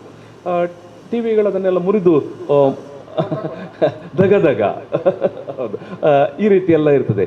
ನಮಗೆ ಉಳ್ಳಾಲ ತುಂಬ ಶಾಂತವಾಗಿರ್ತದೆ, ನಮ್ಗೆ ಗೊತ್ತೇ ಇರುವುದಿಲ್ಲ. ನಾವು ಬಂದು ಹೊರಗಡೆ ನೋಡಿದಾಗ ಜನ ಯಥಾ ಪ್ರಕಾರ ಓಡಾಡ್ತಾ ಇರ್ತಾರೆ, ಮಾತಾಡ್ತಾ ಇರ್ತಾರೆ. ಹಿಂದೂಗಳು ಮುಸಲ್ಮಾನರೆಲ್ಲ ಜೊತೆಗೆ ಓಡಾಡ್ತಾ ಇರ್ತಾರೆ, ವ್ಯಾಪಾರ ಮಾಡ್ತಾ ಇರ್ತಾರೆ. ಅಲ್ಲಿ ಬೆಂಗಳೂರಿನ ಟಿ ವಿಯಲ್ಲಿ ಮಾತ್ರ ಉಳ್ಳಾಳ ದಗದಗ ಅಂತ ಆಗ್ತಾ ಇರ್ತದೆ. ಸೊ ಈ ರೀತಿಯ ಏನು ಲಕ್ಷ್ಮಣ ರೇಖೆಯನ್ನೇ ಎಲ್ಲ ದಾಟಿಕೊಂಡು ಇವತ್ತು ಮಾಧ್ಯಮಗಳು ದಾಟಿ ಹೋಗಿದೆ. ಸೊ ಇದು ನಾವು ಏನು ಚಿಂತನೆ ಮಾಡಬೇಕಾದ, ಪ್ರಶ್ನೆ ಮಾಡಬೇಕಾದ ಕಾಲಘಟ್ಟದಲ್ಲಿ ಇವತ್ತು ನಾವು ಇದ್ದೇವೆ. ಆವತ್ತು ಮೋಗ್ಲಿಂಗ್ ಅವರು ಹಾಕಿಕೊಟ್ಟಂಥ ಆ ಒಂದು ಸಂಪ್ರದಾಯ ಅಥವಾ ಆವತ್ತು ಅವರು ಹಾಕಿಕೊಟ್ಟಂಥ ಆ ಬೀಜ ನೋಡಿ, ಆ ಪತ್ರಿಕೆ ಹುಟ್ಟು ಇದೆಯಲ್ಲ, ಜನ್ಮವೇ ಒಂದು ರೋಚಕವಾದದ್ದು. ಒಂದು ಪತ್ರಿಕೆಗೆ 2 ಹೆಸರು. 1843 ಪತ್ರಿಕೆ ಆರಂಭವಾಗುವುದು ಮಂಗಳೂರಲ್ಲಿ ಆರಂಭ ಆಯಿತು. ಜುಲೈ 1 ಮಂಗಳೂರ ಸಮಾಚಾರ. 16 ಸಂಚಿಕೆಗಳು ಮಾತ್ರ ಮಂಗಳೂರಲ್ಲಿ ಬರುತ್ತೆ. ಅದನ್ನು ಆಮೇಲೆ ಒಳ್ಳೆಯದಕ್ಕೆ ಪ್ರಚಾರ ಉಂಟು, ಜನ ಬೇಡಿಕೆ ಉಂಟು ಅಂತ ಹೇಳುವಾಗ ಮೋಗ್ಲಿಂಗ್ ಅವರು ತೀರ್ಮಾನ ಮಾಡ್ತಾರೆ, ಇದನ್ನು ವಿಶಾಲ ಕರ್ನಾಟಕಕ್ಕೆ ವಿಸ್ತಾರ ಮಾಡಬೇಕಂತ. ಅದಕ್ಕಾಗಿ ಅದನ್ನು 16ನೇ ಸಂಚಿಕೆ ಆದ ನಂತರ ಅದನ್ನು ಬಳ್ಳಾರಿಗೆ ಸ್ಥಳಾಂತರ ಮಾಡ್ತಾರೆ. ಆವಾಗ ಇಡೀ ಕರ್ನಾಟಕಕ್ಕೆ, ವಿಶಾಲ ಕರ್ನಾಟಕಕ್ಕೆ ಕನೆಕ್ಟ್ ಆಗುವಂಥ ಹೆಸರಾಗಬೇಕಲ್ಲ, ಕನ್ನಡ ಸಮಾಚಾರ ಅಂತ ಮಾಡ್ತಾರೆ. ಒಂದೇ ಪತ್ರಿಕೆಗೆ 2 ಹೆಸರು ಬಂದಿರುವಂಥ ಒಂದು ಪ್ರಸಂಗ ಅದು. ಮತ್ತು ಅದು ಸುಮಾರು 1845 ಫೆಬ್ರವರಿ ಆಗುವಾಗ ಅದರ ಪ್ರಕಟಣೆಯನ್ನು ನಿಲ್ಲಿಸ್ತಾರೆ. ಮತ್ತು ಅವರಿಗೆ ಬೇರೆ ಬೇರೆಯವರ ಕಾರ್ಯದಲ್ಲೆಲ್ಲ ಅವರು ಮುಂದುವರಿಸ್ತಾರೆ. ಬಟ್ ಅವರು ಹಾಕಿಕೊಟ್ಟಂಥ ಒಂದು ಬೀಜ ಉಂಟಲ್ಲ, ಅದು ಕನ್ನಡದ ಪತ್ರಿಕೋದ್ಯಮಕ್ಕೆ ಭಾರಿ ದೊಡ್ಡ ಒಂದು ಪ್ರೇರಣೆಯನ್ನು ಕೊಟ್ಟಂಥದ್ದು. ತುಂಬ ಜನರಿಗೆ ಅಭಿಪ್ರಾಯಗಳುಂಟು, ಮೇಡಮ್ ಕೂಡ ಹೇಳ್ಬೋದು, ಅವ್ರು ಮತಾಂತರ ಮಾಡಲಿಕ್ಕೆ ಬಂದಿದ್ದರು ಅಂತ. ಖಂಡಿತವಾಗಿಯೂ ಮಿಷನರಿಗಳ ಮಿಷನ್ ಇದ್ದದ್ದೇ ಕನ್ವರ್ಷನ್ ಮಾಡುವಂಥದ್ದು. ಅದರಲ್ಲಿ ಅವರು ಕೂಡ ಅದನ್ನು ಇಲ್ಲ ಅಂತ ಹೇಳಿಕೊಳ್ಳೋದಿಲ್ಲ. ಮೋಗ್ಲಿಂಗ್ ಅವರ ಬಗ್ಗೆ ಬಂದ ಪುಸ್ತಕಗಳಲ್ಲೂ, ಅವರ ಬಗ್ಗೆ ಬಂದಂಥ ಬಯೋಗ್ರಫಿಗಳಲ್ಲಿ ಕೂಡ ಅದೆಲ್ಲ ಉಲ್ಲೇಖಗಳು ಇದ್ದಾವೆ. ಬಟ್ ಅವರು ಈ ಊರಿಗೆ ಬಂದಾಗ, ಮಂಗಳೂರಿಗೆ ಬಂದಾಗ 1834-31 ಆಸುಪಾಸಲ್ಲಿ ಬರ್ತಾರೆ. ಇಲ್ಲಿಯ ಪರಿಸ್ಥಿತಿಯನ್ನು ನೋಡಿದಾಗ, ದಕ್ಷಿಣ ಕನ್ನಡ ಜಿಲ್ಲೆಯ ಅಥವಾ ಇಡೀ ಕರಾವಳಿಯ ಅಥವಾ ಈ ತುಳುನಾಡಿನ ಪರಿಸ್ಥಿತಿಯನ್ನು ನೋಡಿದಾಗ ಅವರಿಗೆ ಇಲ್ಲಿಯ ಊರಿನಲ್ಲಿರುವಂಥ ಸಂಪತ್ತು, ಜ್ಞಾನ, ದೇಶೀಯ ಜ್ಞಾನ ಪರಂಪರೆ ಮತ್ತು ಇಲ್ಲಿಯ ಭಾಷಾ ವೈವಿಧ್ಯತೆ ಮತ್ತು ಇಲ್ಲಿಯ ಸಾಂಸ್ಕೃತಿಕ ಆಯಾಮಗಳನ್ನು ನೋಡುವಾಗ ಅವರಿಗೆ ಭಾರಿ ರೋಮಾಂಚನ ಆಗ್ತದೆ. ಇಷ್ಟೆಲ್ಲ ವೈವಿಧ್ಯತೆಯ ಇದೊಂದು ನಗರ, ಇದೊಂದು ಊರು, ಇದರ ಬಿಟ್ಟು ಇಲ್ಲಿ ವಿದ್ಯಾಭ್ಯಾಸ ಇಲ್ಲ, ಇಲ್ಲಿ ಶೈಕ್ಷಣಿಕ ವ್ಯವಸ್ಥೆ ಇಲ್ಲ, ಇದನ್ನೆಲ್ಲ ದಾಖಲೀಕರಣ ಮಾಡಬೇಕು ಅಂತ ಅವತ್ತಿನ ನೋಡಿ ಮೋಗ್ಲಿಂಗ್ ಅವರ ಕಾಲಘಟ್ಟದಲ್ಲಿ ಅವರು ಸರಿಸಮಾನವಾಗಿ ಬಂದವರೇ. ವೈಗ್ಲೆ, ಕೆಟೆಲ್, ಗುಂಡರ್ಟ್, ಮೆನ್ನರ್, ಬ್ರಿಗೆಲ್ ಇವರೆಲ್ಲ ಸಮಕಾಲೀನರು ಬಂದವರು ಒಂದೊಂದು ಕೆಲಸ ಮಾಡ್ತಾರೆ. ಕಿಟೇಲ್ ಅವರು ಕನ್ನಡದ ಪ್ರಥಮ ಶಬ್ದಕೋಶವನ್ನು ಕಟ್ಟಿಕೊಡ್ತಾರೆ, ಮೂಲ ಮಂಗಳೂರಲ್ಲೇ ನಿಂತುಕೊಂಡು. ಅನಂತರ ಇಡೀ ಕರ್ನಾಟಕವನ್ನು ಒಂದು 20 ವರ್ಷ ಸುತ್ತಾಡಿ ತುಂಬ ಚೆನ್ನಾಗಿ ಕಿಟೇಲ್ ಅವರು ಕೂಡ ತುಳುವನ್ನು ಕಲಿತಿದ್ದರು, ತನ್ನ ಪತ್ನಿಗೂ ಕಲಿಸಿದ್ದರು, ತನ್ನ ಮಕ್ಕಳಿಗೂ ಕಲಿಸಿದ್ದರು. ಅದೇ ಜೊತೆಗೆ ಬ್ರಿಗೇಲ್ ಅವರು ತುಳುವಿನ ಮೊದಲ ಗ್ರಾಮರ್ ಪುಸ್ತಕವನ್ನು ತರ್ತಾರೆ, ವ್ಯಾಕರಣ ಪುಸ್ತಕವನ್ನು 1872 ಮೊದಲ ವ್ಯಾಕರಣ ಅದು. ಆಮೇಲೆ ಮೆನ್ನರ್ ಅವರು, ಅಗಸ್ಟ್ ಮೆನ್ನರ್ ಅವರು ತುಳುವಿನ ಮೊದಲ ಡಿಕ್ಷನರಿಯನ್ನು ತರ್ತಾರೆ 1886 ತುಳುವಿನ ಮೊದಲ ಡಿಕ್ಷನರಿ ಅವರು. ಗುಂಡಟ್ ಅವರು ಮಲಯಾಳಂನ ಡಿಕ್ಷನರಿಯನ್ನು ತರ್ತಾರೆ. ಸೊ ಹಾಗಾಗಿ ಅವರು ಈ ಊರಲ್ಲಿ ನಿಂತು ಅಸಾಧಾರಣವಾದಂಥ ಕೆಲಸವನ್ನು ಮಾಡ್ತಾರೆ. ಈ ಕೆಲಸವನ್ನು ನೋಡಿ ಅವರನ್ನು ಅಲ್ಲಿಂದ ಕಳುಹಿಸಿದವರಿದ್ದಾರಲ್ಲ, ಅವರಿವರಿಗೆ ಮೆಮೊ ಕಳಿಸ್ತಾರೆ, ನೋಟಿಸ್, ನಿಮ್ಮನ್ನು ನಾವು ಯಾಕೆ ಅಲ್ಲಿ ಕಳುಹಿಸಿದ್ದು, ನೀವು ಅದನ್ನು ಬಿಟ್ಟು ಬೇರೆ ಎಲ್ಲ ಮಾಡ್ತಾ ಇದ್ದೀರಿ, ಅಲ್ಲಿ ಹೋಗಿ ಅಂತ, ನೀವು ವಾಪಸ್ ಬನ್ನಿ ಅಂತ. ಅವರನ್ನು ಕಳುಹಿಸುವುದು ನೀವು ಧರ್ಮ ಪ್ರಚಾರ ಮಾಡಿ ಅಂತ. ಹೌದು, ಮಿಷನರಿಗಳಲ್ವರು. ಆದರೆ ಅವರು ಇಲ್ಲಿ ಬಂದು ಮಾಡಿದ್ದು ಕನ್ನಡದ ಸೇವೆ, ತುಳುವಿನ ಸೇವೆ, ಕೊಂಕಣಿಯ ಸೇವೆ, ಮಲಯಾಳಂನ ಸೇವೆ, ಅವೆಲ್ಲವನ್ನು ದಾಖಲೀಕರಣ ಮಾಡಿದ್ದು. ಪಾಡ್ದನಗಳ ಸಂಪುಟ, ಮೆನ್ನರ್ ಮೊತ್ತ ಬಾರಿಗೆ ಪಾಡ್ದನವನ್ನು, ತುಳುವಿನ ಪಾಡ್ದನವನ್ನು ಸಂಕಲನ ಮಾಡುವುದೇ ಅವರು. ಈ ಮೋಗ್ಲಿಂಗ್ ಕೂಡ ಬರೇ ಪತ್ರಿಕೆ ಮಾತ್ರ ಮಾಡಿದ್ದಲ್ಲ, ಜೈಮಿನಿ ಭಾರತವನ್ನು, ಬಸವ ಪುರಾಣವನ್ನು, ತುಳುವಿನ ಗಾದೆಗಳನ್ನು, ಕೀರ್ತನೆಗಳನ್ನು, ಹರಿಭಕ್ತ ಸಾರ ಕನಕದಾಸರದ್ದು, ಇವೆಲ್ಲವನ್ನು ಸಂಗ್ರಹಿಸಿ ಸಂಕಲನ ಮಾಡಿ ಪ್ರಕಟಿಸಿದವರು. ಆವತ್ತು ಅವರು ಪ್ರಕಟ ಮಾಡದೆ ಹೋಗಿದ್ದರೆ ಇವತ್ತು ನಮಗೆ ಅವೆಲ್ಲ ಇರ್ತಾ ಇರಲಿಲ್ಲ ನಮ್ಮ ಮುಂದೆ. ಹಾಗಾಗಿ ಅಂಥ ಅದ್ಭುತವಾದಂಥ ಚಾರಿತ್ರಿಕವಾದಂಥ ಕೆಲಸಗಳನ್ನು ನೀಡಿದವರು. ಸೊ ಹಾಗಾಗಿ ಅವರ ಕೆಲಸಗಳನ್ನು ನಾವು ಖಂಡಿತವಾಗಿಯೂ ಅವರಿಗೆ ನಾವು ಉಪಕಾರ ಸ್ಮರಣರಾಗಿರಬೇಕು. ಪತ್ರಿಕಾ ದಿನಾಚರಣೆ ಅಂತ ಹೇಳಿದರೆ ಕೇವಲ ಮಂಗಳೂರ ಸಮಾಚಾರ, ಅದರ ಇತಿಹಾಸ ಮಾತ್ರ ಅಲ್ಲ, ಅದನ್ನು ಕಟ್ಟಿಕೊಟ್ಟ ಮೋಗ್ಲಿಂಗನ ಕೊಡುಗೆಯನ್ನು ಕೂಡ ನಾವು ನೆನಪು ಮಾಡಿಕೊಳ್ಬೇಕು. ಸೊ ಪತ್ರಿಕಾ ದಿನಾಚರಣೆ ಅಂತ ಹೇಳುವಾಗ ಅದು ಮೋಗ್ಲಿಂಗಿನ ಸ್ಮರಣೀಯವಾಗಬೇಕು, ಅದು ಪತ್ರಿಕೆಯ ಮಂಗಳೂರ ಪತ್ರಿಕೆಯ ಸಮಾಚಾರ ಪತ್ರಿಕೆಯ ನೆನಪು ಕೂಡ ಆಗಬೇಕು. ಹಾಗಾಗಿ ನೀವ್ಯಾವತ್ತಾದರೂ ನಿಮಗೆ ಸಮಯಾವಕಾಶ ಇದ್ದಾಗ ಮಂಗಳೂರಿನ ಬಲ್ಮಠದಲ್ಲಿ ಅಲ್ಲಿ ಎಡಭಾಗದಲ್ಲಿ ಕುಡ್ಲಾ ರೆಸ್ಟೋರೆಂಟ್, ಅದರ ಹಿಂದೆಗಡೆ ಕುಡ್ಲಾ ರೆಸ್ಟೋರೆಂಟ್ ಅಂತ ಹೇಳಿದಾಗ ಲ್ಯಾಂಡ್ ಮಾರ್ಕ್ ಸುಲಭ ಅಲ್ವಾ, ಥಿಯಾಲಜಿಕಲ್ ಕಾಲೇಜ್ ಅಂತ ಹೇಳಿದ್ರೆ ಅಲ್ಲಿ ಹೋಗಿ ಹುಡುಕಬೇಕಾಗ್ತದೆ. ಅದರ ಒಳಗಡೆ ಹೋದರೆ ಅಲ್ಲಿ ಮೋಗ್ಲಿಂಗ್ ಅವರ ಪ್ರತಿಮೆ ಇದೆ. ಅವರಿಗೆ 2011ರಲ್ಲಿ ಅವರ 200ನೇ ವರ್ಷ ಜನ್ಮ ಶತಮಾನೋತ್ಸವ ಆಗತ್ತೆ. ಆ ಸಂದರ್ಭದಲ್ಲಿ ಅವರೊಂದು ಪ್ರತಿಮೆಯನ್ನು ಅಲ್ಲಿ ಮಾಡಿದ್ದರು. ಯಾವತ್ತಾದ್ರೊಮ್ಮೆ ನೋಡಿಕೊಂಡು ಅಲ್ಲಿ ಒಂದು ಪುಣ್ಯ ಪುರುಷನನ್ನು ನೋಡಿಕೊಂಡು ಬರುವಂಥ ಕೆಲಸ ಆಗಬೇಕು. ನೀವು ನಿಮ್ಮ ಮಕ್ಕಳ ಮೂಲಕ ಕೂಡ ಅದನ್ನು ಮಾಡುವಂತ ಆಗಬೇಕು. ನಾವು ಇವತ್ತಿನ ಮಾಧ್ಯಮ ಅಥವಾ ಟಿ ವಿ ಮಾಧ್ಯಮ ಅಥವಾ ಪತ್ರಿಕಾ ಜಗತ್ತಿನ ಬಗ್ಗೆ ಮಾತನಾಡುವಾಗ ಮೇಡಮ್ ಒಂದು ಮಾತು ಹೇಳಿದರು, ಮಕ್ಕಳು ಇವತ್ತು ಮಾಧ್ಯಮಗಳಲ್ಲಿ ಕೆಲಸಕ್ಕೆ ಪ್ರವೇಶ ಪಡೆಯಲಿಕ್ಕೆ ಸ್ವಲ್ಪ ಹಿಂಜರಿತಾರೆ ಅಂತ. ನಮ್ಮ ಮಾಧ್ಯಮ ಆಫ್ಟರ್ ಗ್ಲೋಬಲೈಸೇಷನ್ ನಮ್ಮ ದೇಶ ಜಾಗತೀಕರಣಕ್ಕೆ ತೆರೆದುಕೊಂಡ ಬಳಿಕ ಅದು ಬೇರೆ ಬೇರೆ ಸ್ತರದಲ್ಲಿ ಮಾಧ್ಯಮ ಲೋಕ ಕೂಡ ವಿಸ್ತಾರ ಆಗ್ತಾ ಹೋಯಿತು. ಒಂದು ಮಟ್ಟಕ್ಕೆ ಏನು ಮಾಧ್ಯಮ ಸೇವೆ ಅಂತ ಇದ್ದದ್ದು ಅವತ್ತು ಕೂಡ, ಈಗ ಗ್ಲೋಬಲೈಸೇಷನ್ಗೆ ನಾವು 90ರ ದಶಕದಲ್ಲಿ ತೆರೆದುಕೊಳ್ಳುವ ಸಂದರ್ಭದಲ್ಲಿ ಕೂಡ ಈ ದೇಶದಲ್ಲಿ ದೊಡ್ಡ ದೊಡ್ಡ ಪತ್ರಿಕಾ ಸಮೂಹಗಳು ಇದ್ದವು. ಆದರೆ ಅದಕ್ಕೊಂದು ಅಧಿಕೃತವಾಗಿ ಕಾರ್ಪೊರೇಟ್ ಮಾಧ್ಯಮ ಅನ್ನುವಂಥ ಒಂದು ಹೆಸರು ತೂಕ ಬಂತು. ಒಂದಷ್ಟು ಜಾಬ್ ಆಪರ್ಚುನಿಟೀಸ್ ಅಥವಾ ಕೈತುಂಬ ಸಂಬಳ ಅನ್ನುವಂಥ ವಿಚಾರಗಳೆಲ್ಲ ಮುನ್ನೆಲೆಗೆ ಬಂತು. ನೂರಾರು ಸಾವಿರಾರು ಜನ ವಿದ್ಯಾರ್ಥಿಗಳು, ನಿಮ್ಮಂಥ ಶಿಕ್ಷಕರ ವಿದ್ಯಾರ್ಥಿಗಳು ಉದ್ಯೋಗ ಕಂಡುಕೊಳ್ಳಲಿಕ್ಕೆ ಸಾಧ್ಯ ಆಯಿತು. ಆದರೆ ನಂತರದ ಬೆಳವಣಿಗೆಗಳು ನೀವೆಲ್ಲ ಅದನ್ನು ಒಬ್ಸರ್ವ್ ಮಾಡಿರುತ್ತೀರಿ ಅಥವಾ ಅನುಭವಿಸಿರ್ತೀರಿ. ಒಂದು ಏನು ಗ್ರಾಫ್ ಮೇಲೆ ಹೋದಷ್ಟೇ ವೇಗವಾಗಿ ಅದು ಕೆಳಗೆ ಇಳಿಮುಖವಾಗಿ ಹೋಗ್ತಾ ಇರೋದನ್ನು ನಾವು ನೋಡಿದ್ದೇವೆ ಅಥವಾ ಕಾಣ್ತಾ ಇದ್ದೇವೆ.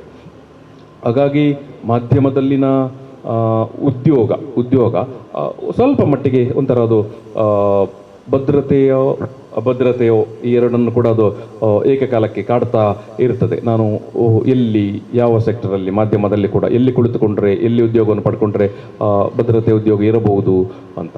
ಸೊ ಆಫ್ಟರ್ ಏನು ಈ ಗ್ಲೋಬಲೈಸೇಷನ್ನ ನಂತರದ ಕಾಲಘಟ್ಟದಲ್ಲಿ ಪತ್ರಿಕೆಗಳು ಮರ್ಜ್ ಆಗುವಂಥದ್ದು, ಕಂಪನಿಗಳು ಮರ್ಜ್ ಆಗುವಂಥ ಸಂದರ್ಭಗಳು, ಸ್ವಾಭಾವಿಕವಾಗಿ ಉದ್ಯೋಗ ಕಡಿತ ಆಗ್ತಾ ಬಂತು.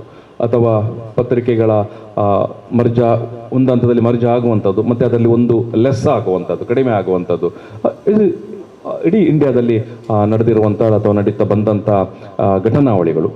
ಆನಂತರ ನಾವು ಕೋವಿಡ್ ಕಾಲಘಟ್ಟವನ್ನು ನೋಡಿದೆವು. ಕೋವಿಡ್ನ ಕಾಲಘಟ್ಟದಲ್ಲಿ ಸುಮಾರು 50,000ಕ್ಕೂ ಅಧಿಕ ಸಣ್ಣ ಅಥವಾ ಮಧ್ಯಮ ಪ್ರಮಾಣದ ಪತ್ರಿಕೆಗಳು ಈ ದೇಶದಲ್ಲಿ ಮುಚ್ಚಲ್ಪಟ್ಟವು. ಆನಂತರದ ಕಾಲಘಟ್ಟದಲ್ಲಿ ಅಥವಾ ಸಮಯದಲ್ಲಿ ಪತ್ರಿಕೆ ಮುನ್ನಡೆಯುತ್ತಾ ಹೋದಾಗೆ ಪತ್ರಿಕೆಗಳ ಗಾತ್ರಗಳು ಸೈಜ್ ಸಣ್ಣದಾಯಿತು. ನೀವೆಲ್ಲ ಮೊದಲು ನಿಮಗೆ ನೆನಪಿರುವುದು, ಉದಯವಾಣಿ ತೆಗೆದುದನ್ನು ನೋಡಿದರೆ ಅದು ಹೀಗೆ ಮಾಡಬೇಕು, ಈಗ ಇಷ್ಟು ಮಾಡಿದರೆ ಸಾಕು. ಪತ್ರಿಕೆ ಸೈಜ್ ಎಲ್ಲ ಪತ್ರಿಕೆ ಹೌದು. ಸೊ ಹಾಗಾಗಿ ಒಂದು ಕಡೆ ಅದು ಕಾಸ್ಟ್ ಕಟ್ಟಿಂಗ್ ಅನ್ನುವಂಥ ಪ್ರಶ್ನೆ, ಯಾಕಂದರೆ ಅದು ಅಸ್ತಿತ್ವದ ಪ್ರಶ್ನೆ. ಆನಂತರ ಕೋವಿಡ್ ಕಾಲಘಟ್ಟದಲ್ಲಿ ಈ ದೇಶದಲ್ಲಿ ಸಾವಿರಾರು ಮಾಧ್ಯಮ ಸಂಸ್ಥೆಯಿಂದ ಉದ್ಯೋಗಿಗಳು, ಎಂಪ್ಲಾಯೀಸ್ ಹೊರಗೆ ಬರಬೇಕಾಯಿತು. ಅಂದರೆ ಕಂಪನಿಗಳು ಮತ್ತೆ ಕಾಸ್ಟ್ ಕಟ್ಟಿಂಗ್ ಅನ್ನೋ ಕಾರಣಕ್ಕಾಗಿ ಅದು ಉದ್ಯೋಗಗಳನ್ನು ಹೊರಗೆ ಕಳುಹಿಸುವಂಥ ಪ್ರಕ್ರಿಯೆ.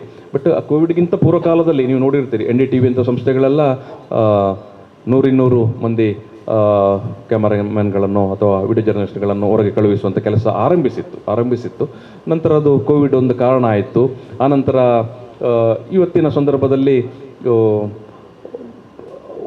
ಪತ್ರಿಕೆಗಳಿಗೆ, ಪ್ರಿಂಟ್ ಮೀಡಿಯಾಕ್ಕೆ ಭಾರಿ ದೊಡ್ಡ ಸವಾಲುಗಳು, ಕಠಿಣವಾದ ಸವಾಲುಗಳು ಎದುರಾಗ್ತಾ ಇದೆ. ಎಷ್ಟು ಜನ ಮನೆಗೆ ತರಿಸಿ ಇವತ್ತು ಪತ್ರಿಕೆಗಳನ್ನು ಓದ್ತಾ ಇದ್ದೀರಿ ನೋಡಿ. ನೀವೊಂದು 7-8 ವರ್ಷದ ಮೊದಲು ಈ ಪ್ರಶ್ನೆ ಕೇಳಿದರೆ ಇಲ್ಲಿ ಇನ್ನೂ ಒಂದು 7-8 ಜನರ ಸಂಖ್ಯೆ ಜಾಸ್ತಿ ಇರ್ತಿತ್ತು. ಆಫ್ಟರ್ ಕೋವಿಡ್ ಬಳಿಕ ಕೋವಿಡ್ ಒಂದು ದೊಡ್ಡ ಬ್ರೇಕ್ ಕೊಟ್ಟಿತ್ತು. ಕೋವಿಡ್ ಬಳಿಕ ನಾವು ಡಿಜಿಟಲ್ ಮೀಡಿಯಾಕ್ಕೆ ನಮ್ಮನ್ನು ನಾವು ಅದಕ್ಕೆ ಅರ್ಪಣೆ ಮಾಡಿಕೊಂಡೆವು.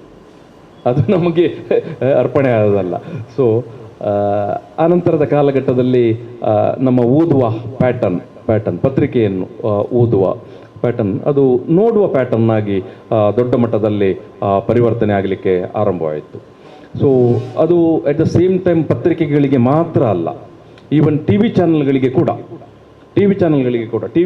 ನೀವು ಟಿ ವಿ ಚಾನಲ್ಗಳ ಇವತ್ತಿನ ಟಿ ಆರ್ ಪಿಗಳನ್ನು, ನ್ಯೂಸ್ ವಾಹಿನಿಗಳ ಟಿ ಆರ್ ಪಿಗಳನ್ನು ನೋಡಿದರೆ ಅದು ಆಫ್ಟರ್ ಕೋವಿಡ್ ದೊಡ್ಡ ಮಟ್ಟದಲ್ಲಿ ಇಳಿಕೆ ಆಗಿದೆ, ಕಡಿಮೆ ಆಗಿದೆ. ಅಂದರೆ ಇವತ್ತು ಸಹಜ ಸ್ವಾಭಾವಿಕವಾಗಿ ಅಂಗೈಯಲ್ಲೇ ಅಥವಾ ನಿಮ್ಮ ಗ್ಯಾಜೆಟ್ನಲ್ಲೇ ಟಿ ವಿಯನ್ನು ನೋಡುವಂಥ ಅನಿವಾರ್ಯತೆ ಅಥವಾ ನಾವು ಅದಕ್ಕೆ ಒಗ್ಗಿಕೊಂಡಂಥ ಪರಿಸ್ಥಿತಿ ಉಂಟಾಗಿರುವಂಥದ್ದು.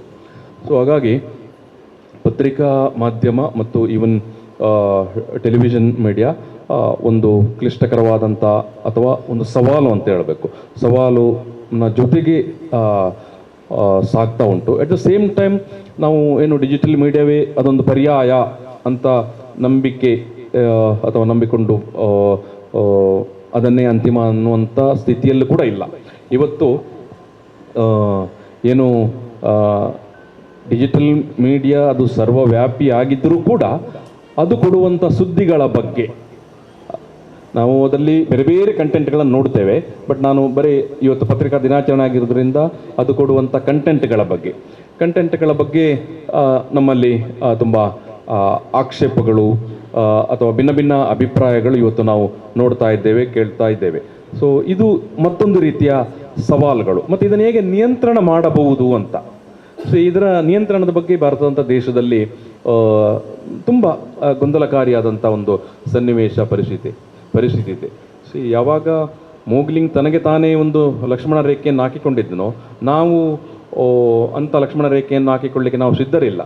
ಯಾಕಂದರೆ ನಮ್ಮದು ಈಗ ಕಲ್ಪನೆ ಯಾವ ರೀತಿಯಾಗಿದೆ, ಬ್ರೇಕಿಂಗ್ ನ್ಯೂಸ್, ನಾನು ಮೊದಲ ಸುದ್ದಿಯನ್ನು ಕೊಡಬೇಕು ಅಂತ. ಅದು ಸತ್ಯವೋ, ಅದು ಸುಳ್ಳೋ, ಅದು ಅಧಿಕೃತವೋ ಅನ್ನುವುದರ ಬಗ್ಗೆ ನಾವು ಚಿಂತನೆ ಮಾಡುವಂಥದ್ದು ಮತ್ತೆ ತಡವಾಗಿ ಎಷ್ಟೋ ಸಂದರ್ಭದಲ್ಲಿ ಟಿ ವಿಯ ವಾಹಿನಿಯಲ್ಲಿ ಕುಳಿತುಕೊಂಡವರು ಹೇಳುವಂಥದ್ದಿತ್ತು. ಜನ ಕೇಳಿದಾಗ, ನೀವು ಯಾಕೆ ಆ ರೀತಿಯ ಕ್ರೈಮ್ ಸುದ್ದಿಗಳನ್ನು ಕೊಡ್ತೀರಿ, ನೀವು ಯಾಕೆ ಆ ರೀತಿಯ ಸೆಕ್ಸ್ ಕ್ರೈಮ್ಸ್ ಸುದ್ದಿಗಳನ್ನು ಗಂಟೆಗಟ್ಟಲೆ ತೋರಿಸ್ತೀರಿ ಅಂತ ಹೇಳುವಾಗ, ಅದು ವೀಕ್ಷಕರು ಬಯಸ್ತಾರೆ ಅದಕ್ಕೆ ನಾವು ಕೊಡ್ತೇವೆ ಅಂತ, ಅದು ಜನ ಕೇಳಿದ್ದಾರೆ ಅದಕ್ಕೆ ನಾವು ಕೊಡ್ತೇವೆ ಅಂತ ಸಮರ್ಥನೆ ಮಾಡಿಕೊಳ್ತಾ ಇದ್ದರು. ಈ ಸಮರ್ಥನೆ ಅದು ಸಮರ್ಥನೀಯ ಸಮರ್ಥನೆ ಅಲ್ಲ. ಅದು ಒಂದು ಏಕಪಕ್ಷೀಯವಾದ ಸಮರ್ಥನೆ.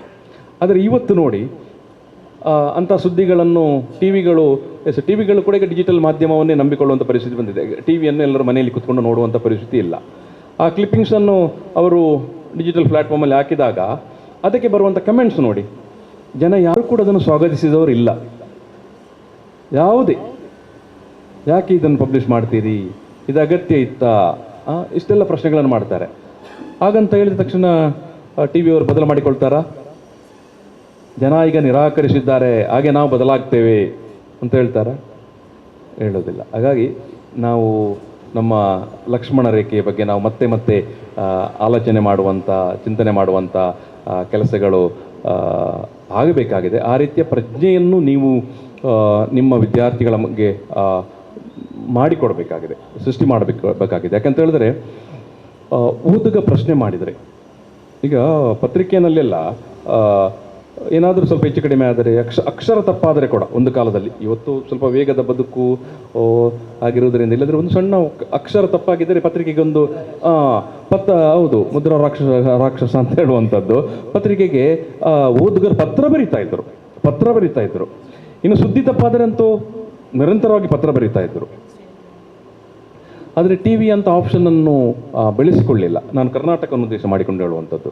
ವೆರಾಸ್ ನೀವು ಕೇರಳದಲ್ಲಿ ನೋಡಿದರೆ ತುಂಬ ಪ್ರಜ್ಞಾವಂತಿಕೆಯಿಂದ, ತುಂಬ ಜಾಗರೂಕತೆಯ ನಡೆ ಅಲ್ಲಿಯ ಟಿ ವಿ ವಾಹಿನಿಗಳು ನಡೆಸಿಕೊಂಡು ಬಂದಿದೆ. ಇದು ವಾಸ್ತವ ಸತ್ಯ ಕೂಡ. ಅಲ್ಲಿ ಅವರು ಗಂಟೆಗಟ್ಟಲೆ ಕ್ರೈಮ್ಗಳನ್ನು ತೋರಿಸುವಂಥದ್ದು ಇಲ್ಲ, ಅಥವಾ ಗಂಟೆಗಟ್ಟಲೆ ಜನಕ್ಕೆ ಪ್ರಯೋಜನಕ್ಕೆ ಬಾರದ ಸುದ್ದಿಗಳನ್ನು ಕೊಡುವಂಥ ಪ್ರಸಂಗಗಳಿಲ್ಲ. ಅಲ್ಲಿ ತುಂಬ ಟಿ ವಿಗಳು, ತುಂಬ ಪತ್ರಿಕೆಗಳು ಇದ್ದಾವೆ. ಎಲ್ಲರ ನಡುವೆಯೂ ಒಂದು ಆರೋಗ್ಯಕರವಾದಂಥ ಒಂದು ಸ್ಪರ್ಧೆಗಳಿದ್ದಾವೆ. ನಾವು ಕೊಡ್ತಾ ಇರುವ ಕಂಟೆಂಟ್, ನಾವು ಕೊಡ್ತಾ ಇರೋ ಸುದ್ದಿ ಅದು ಯಾಕೆ ಮತ್ತು ಇದರಿಂದ ಏನು ಪ್ರಯೋಜನ ಅನ್ನುವಂಥದ್ರ ಬಗ್ಗೆ ಅವರು ಆಲೋಚನೆ ಮಾಡಿಕೊಂಡೇ ಅದನ್ನು ಪ್ರೆಸೆಂಟ್ ಮಾಡ್ತಾರೆ. ಸೊ ಇಂಥ ಒಂದು ಚಿಂತನೆ ನಮ್ಮೊಳಗೆ ಕೂಡ ಮೂಡಬೇಕಾಗಿದೆ. ಸೊ ಹಾಗಾಗಿ ನಮ್ಮಲ್ಲಿ ಏನಾಗಿದೆ ಅಂದರೆ ಆರಂಭದಲ್ಲೇ ಯಾವಾಗ ಈ 24x7 ಟಿ ವಿ ವಾಹಿನಿಗಳು ಕನ್ನಡದಲ್ಲಿ ಆರಂಭವಾಯಿತು, ಆರೋಗ್ಯಕರವಾದಂಥ ಒಂದು ಗ್ರಾಮರ್ ಅಥವಾ ಆ ಬೆಳವಣಿಗೆ ಅಲ್ಲಿ ಮೂಡಿ ಬರಲಿಲ್ಲ. ದಿಸ್ ಇಸ್ ಅ ವಾಸ್ತವ. ಇದನ್ನು ಯಾರು ಸುಲಭದಲ್ಲಿ ಹೇಳಿಕೊಳ್ಳಿಕ್ಕೆ ಬಯಸುವುದಿಲ್ಲ ಅಥವಾ ಒಪ್ಪಿಕೊಳ್ಳಿಕ್ಕೂ ಬಯಸುವುದಿಲ್ಲ. ಸೊ ಹಾಗಾಗಿ ಏನಾಯಿತು, ನಂಬರ್ 1 ಅವನು ಸ್ಟಾರ್ಟ್ ಮಾಡಿದ ಪ್ಯಾಟರ್ನನ್ನೇ ನಂಬರ್ 2 ಅವರು ಕಾಪಿ ಮಾಡಿದರು, ನಂಬರ್ 2 ಅವರನ್ನೇ ನಂಬರ್ 3 ಅವರು ಕಾಪಿ ಮಾಡಿದರು. ಸೊ ಕೊನೆಗೆ ನಂಬರ್ 10 ತನಕ ಎಲ್ಲರೂ ಸೇಮ್ ಪ್ಯಾಟರ್ನಲ್ಲಿ ಇದ್ದಾರೆ. ಸೊ ಯಾರೂ ಕೂಡ ಪ್ರಶ್ನೆಯೂ ಮಾಡಲಿಲ್ಲ ಅಥವಾ ಜನರ ಪ್ರಶ್ನೆಗೆ ಆಪ್ಷನನ್ನು ಇಡಲಿಲ್ಲ. ಸೊ ಅಂತಿಮವಾಗಿ ಪರಿಣಾಮ ಇವತ್ತು TRP ಕಡಿಮೆ ಆಗಿದೆ, ಗಣನೀಯವಾಗಿ ಕಡಿಮೆ ಆಗಿದೆ. ಸೊ ಯಾಕೆ ಇದು? ನಾನಿದು ಕನ್ನಡವನ್ನು ಉದ್ದೇಶ ಮಾಡಿಕೊಂಡು ಹೇಳಿದ್ದು. ಇದರಾಚೆಗೆ ದೊಡ್ಡ ಜಗತ್ತು ಇದೆ ನಮ್ಮ ದೇಶದೊಳಗಡೆನೆ, ಬೇರೆ ಬೇರೆ ಪ್ರಾಂತ್ಯಗಳಲ್ಲಿ. ಹಾಗಾಗಿ ಇಲ್ಲಿ ನೀವು ಮೇಡಮ್ ಅವರು ಕೇಳಿದಂಥ ಪ್ರಶ್ನೆ, ಮಕ್ಕಳು ಇವತ್ತು ಟಿ ವಿಯಲ್ಲಿ ಕೆಲಸಕ್ಕೆ ಹೋಗಲಿಕ್ಕೆ ಹಿಂದೆ ಮುಂದೆ ನೋಡ್ತಾರೆ, ಪತ್ರಿಕೆಯಲ್ಲಿ ಕೆಲಸಕ್ಕೆ ಹಿಂದೆ ಮುಂದೆ ನೋಡ್ತಾರೆ ಅಂತ ಹೇಳುವಾಗ, ಯಾಕಂತ ಹೇಳಿದ್ರೆ ನೀವು ತುಂಬ ಮೌಲ್ಯವನ್ನು ಹೇಳಿಕೊಟ್ಟಿರ್ತೀರಿ, ತುಂಬ ಆದರ್ಶವನ್ನು ನೀವು ಹೇಳಿಕೊಟ್ಟಿರ್ತೀರಿ. ಸೊ ನನ್ನ ಸ್ಥಾನ ಏನು ಅಂತ ಕೂಡ ಆ ವಿದ್ಯಾರ್ಥಿಗೆ ಪ್ರಶ್ನೆ ಬರ್ತದೆ. Ultimately at the end of the day ನಾನು ಅಲ್ಲಿ ಕುಳಿತುಕೊಂಡು ಮಾಡಬೇಕಾದದ್ದು ಏನನ್ನು ನಾನು ಮಾಡ್ತಾ ಇರುವಂಥದ್ದು, ಅದು ನನ್ನ ಇಚ್ಛೆಗೆ, ನನ್ನ ಆತ್ಮಸಾಕ್ಷಿಗೆ ಅದು ಸರಿ ಆಗ್ತದೋ ಇಲ್ಲವಾ ಅನ್ನುವಂಥ ಪ್ರಶ್ನೆಗಳು ಕಾಡ್ತದೆ. ಅದು ಒಂದು. ಮತ್ತು ಅಂತಿಮವಾಗಿ ಉದ್ಯೋಗದ ಭದ್ರತೆ ಕೂಡ. ಯಾಕಂದರೆ TRP ಕಡಿಮೆ ಆದಾಗ ಸ್ವಾಭಾವಿಕವಾಗಿ ಜಾಹೀರಾತು ಮಾರುಕಟ್ಟೆಯಿಂದ ಬರುವಂಥ ರೆವಿನ್ಯೂ ಫಾರ್ಮುಲಾಗಳು ಅಥವಾ ಬೇರೆ ರೆವಿನ್ಯೂ ಫಾರ್ಮುಗಳೆಲ್ಲ ಕಡಿಮೆ ಆಗ್ತದೆ. ಸೊ ಸಂಸ್ಥೆ ಮತ್ತೆ ಕಾಸ್ಟ್ ಕಟ್ಟಿಂಗ್ ಮಾಡಬೇಕಾಗ್ತದೆ. ಇವತ್ತು ನಾವು ಅದನ್ನು ಕರ್ನಾಟಕದಲ್ಲಿ ನೋಡ್ತಾ ಇದ್ದೇವೆ. ಸೊ ಪತ್ರಿಕೆಗಳ ವಿಚಾರಕ್ಕೆ ಬಂದಾಗ ಸ್ವಾಭಾವಿಕವಾಗಿ ಮಾರುಕಟ್ಟೆಯ ಸವಾಲು ಅಥವಾ ಪತ್ರಿಕೆ, ಸೊ ಈ ಜಗತ್ತಿನಲ್ಲಿ ಯಾವುದಾದರೊಂದು ಪ್ರಾಡಕ್ಟ್, ತನ್ನ ಒಂದು ಉತ್ಪನ್ನ, ಈಗ ಈ ಒಂದು ಗ್ಯಾಜೆಟ್ ಇರ್ಬೋದು ಅಥವಾ ಈ ಒಂದು ನೀರಿನ ಬಾಟಲ್ ಇರ್ಬೋದು, ಇದರ ಪ್ರೊಡಕ್ಷನ್ ಕಾಸ್ಟ್ಗಿಂತ ಕನಿಷ್ಠ ಅಂತ ಹೇಳಿದ್ರು 3-4 ರೂಪಾಯಿ ಅಥವಾ 5-6 ರೂಪಾಯಿ ಲಾಭ ಇಟ್ಟುಕೊಂಡೇ ಅಥವಾ ಲಾಭ ಬರುವ ರೀತಿಯಲ್ಲೇ ಇದನ್ನು ಮ್ಯಾನುಫ್ಯಾಕ್ಚರ್ ಮಾಡಲಾಗತ್ತೆ. ಸೊ ಇದನ್ನು ಮಾರಿದರೆ ಖಂಡಿತವಾಗಿಯೂ 4 ರೂಪಾಯಿ 5 ರೂಪಾಯಿ ಆದಾಯ ಕಂಪನಿಗೆ ಸೇರಿರ್ತದೆ. ಆದರೆ ಒಂದು ಪತ್ರಿಕೆಯನ್ನು ಹೊರಗೆ ತರುವಾಗ ಅದರಲ್ಲಿ ಆ ರೀತಿ ಆಗುವುದಿಲ್ಲ, ಅದು ಕಂಪ್ಲೀಟ್ ಉಲ್ಟಾ. ಒಂದು ಪತ್ರಿಕೆ ಮುದ್ರಣವಾಗಿ ಹೊರಗೆ ಬರಬೇಕಿದ್ರೆ ಅದರಲ್ಲಿ ಕನಿಷ್ಠ ಸಂಸ್ಥೆಗೆ 2-3 ರೂಪಾಯಿ ನಷ್ಟ ಆಗಿರ್ತದೆ. ಸೊ ಹಾಗಾಗಿ ಜಗತ್ತಿನಲ್ಲಿ ಯಾವುದಾದ್ರೊಂದು ಪ್ರಾಡಕ್ಟ್ ಹೊರಗಡೆ ಬರುವಾಗ, ಮಾರುಕಟ್ಟೆಗೆ ಬರುವಾಗ ನಷ್ಟ ಅಂತ ಅನುಭವಿಸುವಂಥದ್ದಿದ್ದರೆ ಅದು ಪತ್ರಿಕೆ ಮಾತ್ರ. ಅದರ ಪ್ರೊಡಕ್ಷನ್ ಕಾಸ್ಟೇ ಬರೋದಿಲ್ಲ, ಅದಕ್ಕೆ ಜಾಹೀರಾತು ರೆವೆನ್ಯೂಯಿಂದಾಗಿ ಮಾತ್ರ ಅದು ನಡೆಯುವಂತಾಗತ್ತೆ. ಸೊ ಹಾಗಾಗಿ ಇವತ್ತಿನ ಮಾರುಕಟ್ಟೆಗಳು, ಇವತ್ತಿನ ಕಂಪನಿಗಳು ಅಥವಾ ಮಾರುಕಟ್ಟೆಯ ಇಲ್ಲಿರುವಂಥ ಸಂಸ್ಥೆಗಳು ಜಾಹೀರಾತು ಮಾಡಿಕೊಳ್ಳಿಕ್ಕೆ ಕೂಡ ಇವತ್ತು ಬೇರೆ ಬೇರೆ ಪ್ಲ್ಯಾಟ್ಫಾರ್ಮ್ಗಳನ್ನು ಆಯ್ದುಕೊಂಡಿರುವಂಥ ಸಂದರ್ಭ ಕೂಡ ಇದೆ, ನೀವು ನೋಡ್ತಾ ಇರುವಂಥದ್ದು. ಮತ್ತು ಅಗೇನ್ ಡಿಜಿಟಲ್ ಪ್ಲ್ಯಾಟ್ಫಾರ್ಮ್ ಅಥವಾ ಯೂಟ್ಯೂಬ್ ಅಥವಾ ಯೂಟ್ಯೂಬರ್ಸ್. ಸೊ ಹಾಗಾಗಿ ಮತ್ತೆ ಅದು ಪತ್ರಿಕೆಯ ರೆವೆನ್ಯೂಗೆ, ಆದಾಯಕ್ಕೆ ಸ್ವಲ್ಪ ಹೊಡೆತ ಕೊಡುವಂಥ ಸವಾಲುಗಳು ಇರ್ತದೆ. ಸೊ ಹಾಗಾಗಿ ಒಂದು ಕಡೆ ಟಿ ವಿ ವಾಹಿನಿಗಳು ಎದುರಿಸ್ತಾ ಇರುವಂಥ ಸವಾಲು, ಒಂದು ಕಡೆ ಪತ್ರಿಕೆ ಎದುರಿಸ್ತಾ ಇರೋ ಸವಾಲು. ಸೊ ಅಲ್ಟಿಮೇಟ್ಲಿ ಆ ಸಂಸ್ಥೆಯ ಅಸ್ತಿತ್ವಕ್ಕೆ ಅಥವಾ ಸಂಸ್ಥೆಯ ಆದಾಯಕ್ಕೆ ದೊಡ್ಡ ಸವಾಲಾಗಿರುವಾಗ ನಾವು ನಮ್ಮ ವಿದ್ಯಾರ್ಥಿಗಳನ್ನು ಅಥವಾ ನೀವು ನಿಮ್ಮ ವಿದ್ಯಾರ್ಥಿಗಳನ್ನು ನೀವು ಇಂಥ ಸಂಸ್ಥೆಯಲ್ಲಿ ಕೆಲಸ ಮಾಡಬೇಕು ಅಂತ ಕಳಿಸುವ ಸಂದರ್ಭದಲ್ಲಿ ಅವರು ಸ್ವಾಭಾವಿಕವಾಗಿ, ಸಹಜವಾಗಿ ಎಲ್ಲ ತಂದೆ ತಾಯಿಯ ರೀತಿಯಲ್ಲಿ ಅವರ ತಂದೆ ತಾಯಿ ಕೂಡ ಆಲೋಚನೆ ಮಾಡಿರ್ತಾರೆ, ಮಗ ನಾಳೆಯ ಉದ್ಯೋಗ, ನಾಳೆಯ ಭದ್ರತೆ ಏನು ಅಂತ. ಸೊ ಹಾಗಾಗಿ ಬಹುಶಃ ಒಂದು ಸರಕಾರ ಕೂಡ ಒಂದು ಮಧ್ಯಪ್ರವೇಶ ಮಾಡುವಂಥದ್ದು, ದೊಡ್ಡ ದೊಡ್ಡ ಮಾಧ್ಯಮ ಸಂಸ್ಥೆಗಳಾಗಿ ನೆರವು ನೀಡುವ ನಿಟ್ಟಿನಲ್ಲಿ, ಆರ್ಥಿಕ ನೆರವು ನೀಡುವ ನಿಟ್ಟಿನಲ್ಲಿ ಮಾಡಿದರೆ ಅದು ಸಾವಿರಾರು ಜನರ ಉದ್ಯೋಗವನ್ನು ಉಳಿಸಿಕೊಳ್ಳಿಕ್ಕೆ ಸಾಧ್ಯ ಆಗುತ್ತೆ. ಇಲ್ಲ ಅಂತ ಹೇಳಿದ್ರೆ ಮುಂದಿನ ದಿನಗಳು ಅದು ಇನ್ನಷ್ಟು ಕ್ಲಿಷ್ಟ, ಕಠಿಣ ಸವಾಲುಗಳು ಮುಂದಕ್ಕೆ ಹೋಗ್ತದೆ. ಹಾಗಾಗಿ ಮಿತ್ರರೇ, ನಾನು ಈ ಸಂದರ್ಭದಲ್ಲಿ ನಿಮ್ಮ ಹತ್ರ ಬಯಸುವಂಥದ್ದು, ಈ ರೀತಿಯ ಆತಂಕಗಳು ಸ್ವಾಭಾವಿಕ ಒಂದು. ಮತ್ತು ನಮ್ಮ ಇವತ್ತು ಏನು ನಿಮ್ಮ ಜರ್ನಲಿಸಮ್ ಮಕ್ಕಳು ಮಾತ್ರ ಅಲ್ಲ, ಎಲ್ಲ ಹ್ಯುಮ್ಯಾನಿಟೀಸ್ ಡಿಪಾರ್ಟ್ಮೆಂಟ್ನ ಎಲ್ಲ ಆರ್ಟ್ಸ್ ರಿಲೇಟೆಡ್ ಎಲ್ಲ ಕೋರ್ಸ್ನ ಮಕ್ಕಳು ಮತ್ತು ಸಂಸ್ಥೆಗಳು ಎದುರಿಸ್ತಾ ಇರೋ ಸವಾಲು ಕೂಡ. ಈಗ ನಾವು ಮಂಗಳೂರು ಯೂನಿವರ್ಸಿಟಿಯನ್ನೇ ಆರಂಭಿಸುವ, ಈ ವರ್ಷದಲ್ಲಿ ಎಷ್ಟು ಆರ್ಟ್ಸ್ ರಿಲೇಟೆಡ್ ಡಿಪಾರ್ಟ್ಮೆಂಟ್ಗಳಿಗೆ ಅಡ್ಮಿಷನ್ ಆಗಿದೆ ಅಥವಾ ಆಗಲಿಲ್ಲ. ಅದೇ ರೀತಿಯಾಗಿ ಮಂಗಳೂರಿನ ಆಚೆಯ ಸಂಸ್ಥೆಗಳು ಕಾಲೇಜುಗಳಲ್ಲಿ ಈ ರೀತಿಯ ಕಲಾ ನಿಕಾಯಗಳಿಗೆ ಎಷ್ಟು ಅಡ್ಮಿಷನ್ ಆಗಿದೆ ಅಥವಾ ಆಗಲಿಲ್ಲ, ಏನು ಕಾರಣಗಳು? ಭಾಷೆ, ನಾವು ಕನ್ನಡ ಕಲಿಕೆಗೆ ಹಿಂದೆ ಮುಂದೆ ನೋಡ್ತೇವೆ, ಉದ್ಯೋಗ ಸಿಗ್ತದೋ ಇಲ್ವೋ, ಕನ್ನಡ ಉದ್ಯೋಗವನ್ನು ತಂದು ಕೊಡ್ತದೋ ಇಲ್ವೋ, ತುಳು ಉದ್ಯೋಗವನ್ನು ತಂದು ಕೊಡ್ತದೋ ಇಲ್ವೋ, ಇಂಥೆಲ್ಲ ಪ್ರಶ್ನೆಗಳು ನಮ್ಮ ಮುಂದೆ ಜ್ವಲಂತ ಪ್ರಶ್ನೆಗಳಾಗಿ ಇದ್ದಾವೆ. ಈ ಸವಾಲುಗಳ ನಡುವೆ ನಾವು ಪತ್ರಿಕೆಯನ್ನು, ಮಾಧ್ಯಮವನ್ನು ಮುಂದಕ್ಕೆ ಕೊಂಡೋಗುವಂಥದ್ದು ಮತ್ತು ಆ ಸವಾಲನ್ನು, ಕಠಿಣ ಸವಾಲನ್ನು ಎದುರಿಸುವ ಸ್ವರೂಪದಲ್ಲಿ ನಮ್ಮ ಮಕ್ಕಳನ್ನು ತಯಾರು ಮಾಡುವಂಥ ಚಾಲೆಂಜ್ ಇದೆ ಅಂತ ಒಂದು ಅಗತ್ಯ ಅನಿವಾರ್ಯತೆ ಕೂಡ ಇರುವಂಥದ್ದು. ಸೊ ಈ ಪತ್ರಿಕಾ ದಿನಾಚರಣೆಯ ಸಂದರ್ಭದಲ್ಲಿ ನನಗೆ ಮಾತಾಡಲಿಕ್ಕೆ ಅವಕಾಶ ಕೊಟ್ಟು ಮಾತನ್ನು ಕೇಳಿಸಿಕೊಂಡ ನಿಮಗೆ ಹಾಗೂ ಈ ಒಂದು ಕಾರ್ಯಕ್ರಮ ಆಯೋಜನೆಯಲ್ಲಿ ಸಹಕರಿಸಿದ ನಾನು ಬಾಸೆಲ್ ಮಿಷನ್ ಅವರ ಕೊಡುಗೆಯನ್ನು ಆವಾಗ ನೆನಪು ಮಾಡಿದೆ. ಅವರು ತುಳು, ಕನ್ನಡ, ಆಮೇಲೆ ಕೊಂಕಣಿ ಭಾಷೆಗಳಿಗೆಲ್ಲ ಕೊಡುಗೆ ಕೊಟ್ಟದ್ದು. ಇಲ್ಲಿ ಶಾಲೆಯನ್ನು ಆರಂಭಿಸಿದವರು ಕೂಡ ಅವರೇ. ಮೊದಲ ಎಲ್ಲರೂ ಹೋಗುವಂಥ ಶಾಲೆಗಳನ್ನು 1836ರಲ್ಲಿ, ಆನಂತರ ಅವರು ಬೇರೆ ಬೇರೆ ಕಡೆಯಲ್ಲಿ ಶಾಲೆಯನ್ನು ಆರಂಭಿಸ್ತಾರೆ. ನನಗೆ ನಿಟ್ಟೆ ಸಂಸ್ಥೆಯವರು ಇರುವಾಗ ಅದನ್ನು ಹೇಳಬೇಕಂತ ನೆನಪಾಯಿತು. ನಿಟ್ಟೆ ಸಂಸ್ಥೆಯ ಸ್ಥಾಪಕರು ಯಾರು, KS ಹೆಗ್ಡೆ, ಇದು ವಿನಯ ಹೆಗ್ಡೆ ಅವರ ತಂದೆ KS ಹೆಗ್ಡೆ ಅವರು ಕೂಡ ಓದಿರುವಂಥದ್ದು ಇದೇ ಮಿಷನರಿಗಳು ಮಂಗಳೂರಿನಲ್ಲಿ ಆರಂಭಿಸಿದಂಥ ಶಾಲೆಯಲ್ಲಿ. 1836ರಲ್ಲಿ ಮಂಗಳೂರಿನ ಬಂದರಿನಲ್ಲಿ ಅವರದ್ದು ಶಾಲೆಯನ್ನು ಆರಂಭಿಸ್ತಾರೆ. ಆನಂತರ ಅದನ್ನು ಮಂಗಳೂರಿನ ಇವತ್ತು ಕಾರ್ ಸ್ಟ್ರೀಟ್ ರಥಬೀದಿ ಇದೆ, ಅಲ್ಲಿಗೆ ಸ್ಥಳಾಂತರ ಮಾಡ್ತಾರೆ. ಇವತ್ತಿಗೂ ಆ ಶಾಲೆ ಇದೆ. ಆ ಶಾಲೆಯ BEM ಶಾಲೆ, ಆ ಶಾಲೆಯ ಓರ್ವ ವಿದ್ಯಾರ್ಥಿ ನಿಮ್ಮ KS ಹೆಗ್ಡೆ ಸಂಸ್ಥೆಯ ಪ್ರವರ್ತಕರ ಪೋಷಕರಾಗಿ, ಇದು ತಂದೆ ಆಗಿದ್ದಂಥ ಈ ಭಾಗದ ಮೊದಲ ಪಾರ್ಲಿಮೆಂಟ್ನ ಸ್ಪೀಕರ್ ಆಗಿದ್ದಂಥ KS ಹೆಗ್ಡೆ ಅವರು ಆ ಶಾಲೆಯಲ್ಲಿ ಅವರು ಓದಿದವರು.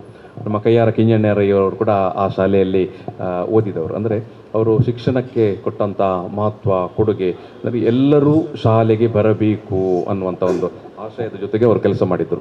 ಎಲ್ಲರಿಗೂ ಉಪಯುಕ್ತವಾದ ಮಾಹಿತಿಯನ್ನು ಕೊಟ್ಟಿದ್ದೀರಿ ಸರ್, ನಿಮಗೆ ತುಂಬ ಅಭಿನಂದನೆ ಸಲ್ಲಿಸ್ತಾ ಇದ್ದೇವೆ. ಮುಂದಕ್ಕೆ ನಿಟ್ಟೆ ಡೀಮ್ಡ್ ವಿಶ್ವವಿದ್ಯಾಲಯ ತುಳು ಭಾಷೆ ಮತ್ತು ಸಾಹಿತ್ಯದ ಸಂಶೋಧನೆ ಸಕ್ರಿಯವಾಗಿರುವಂಥ ಡಾಕ್ಟರ್ ಸಾಯಿ ಗೀತಾ ಹೆಗಡೆ ಅವರು, ಅವರ ಪರಿಚಯವನ್ನು ಈಗಾಗಲೇ ಮಾಡಿದ್ದಾರೆ. ನಮ್ಮ ದಿನೇಶ್ ನಾಯ್ಕರ್ ಅವರು ಮಂಗಳೂರ ಸಮಾಚಾರ ಕುರಿತಾಗಿ ಮಾತಾಡಲಿಕ್ಕಿದ್ದಾರೆ.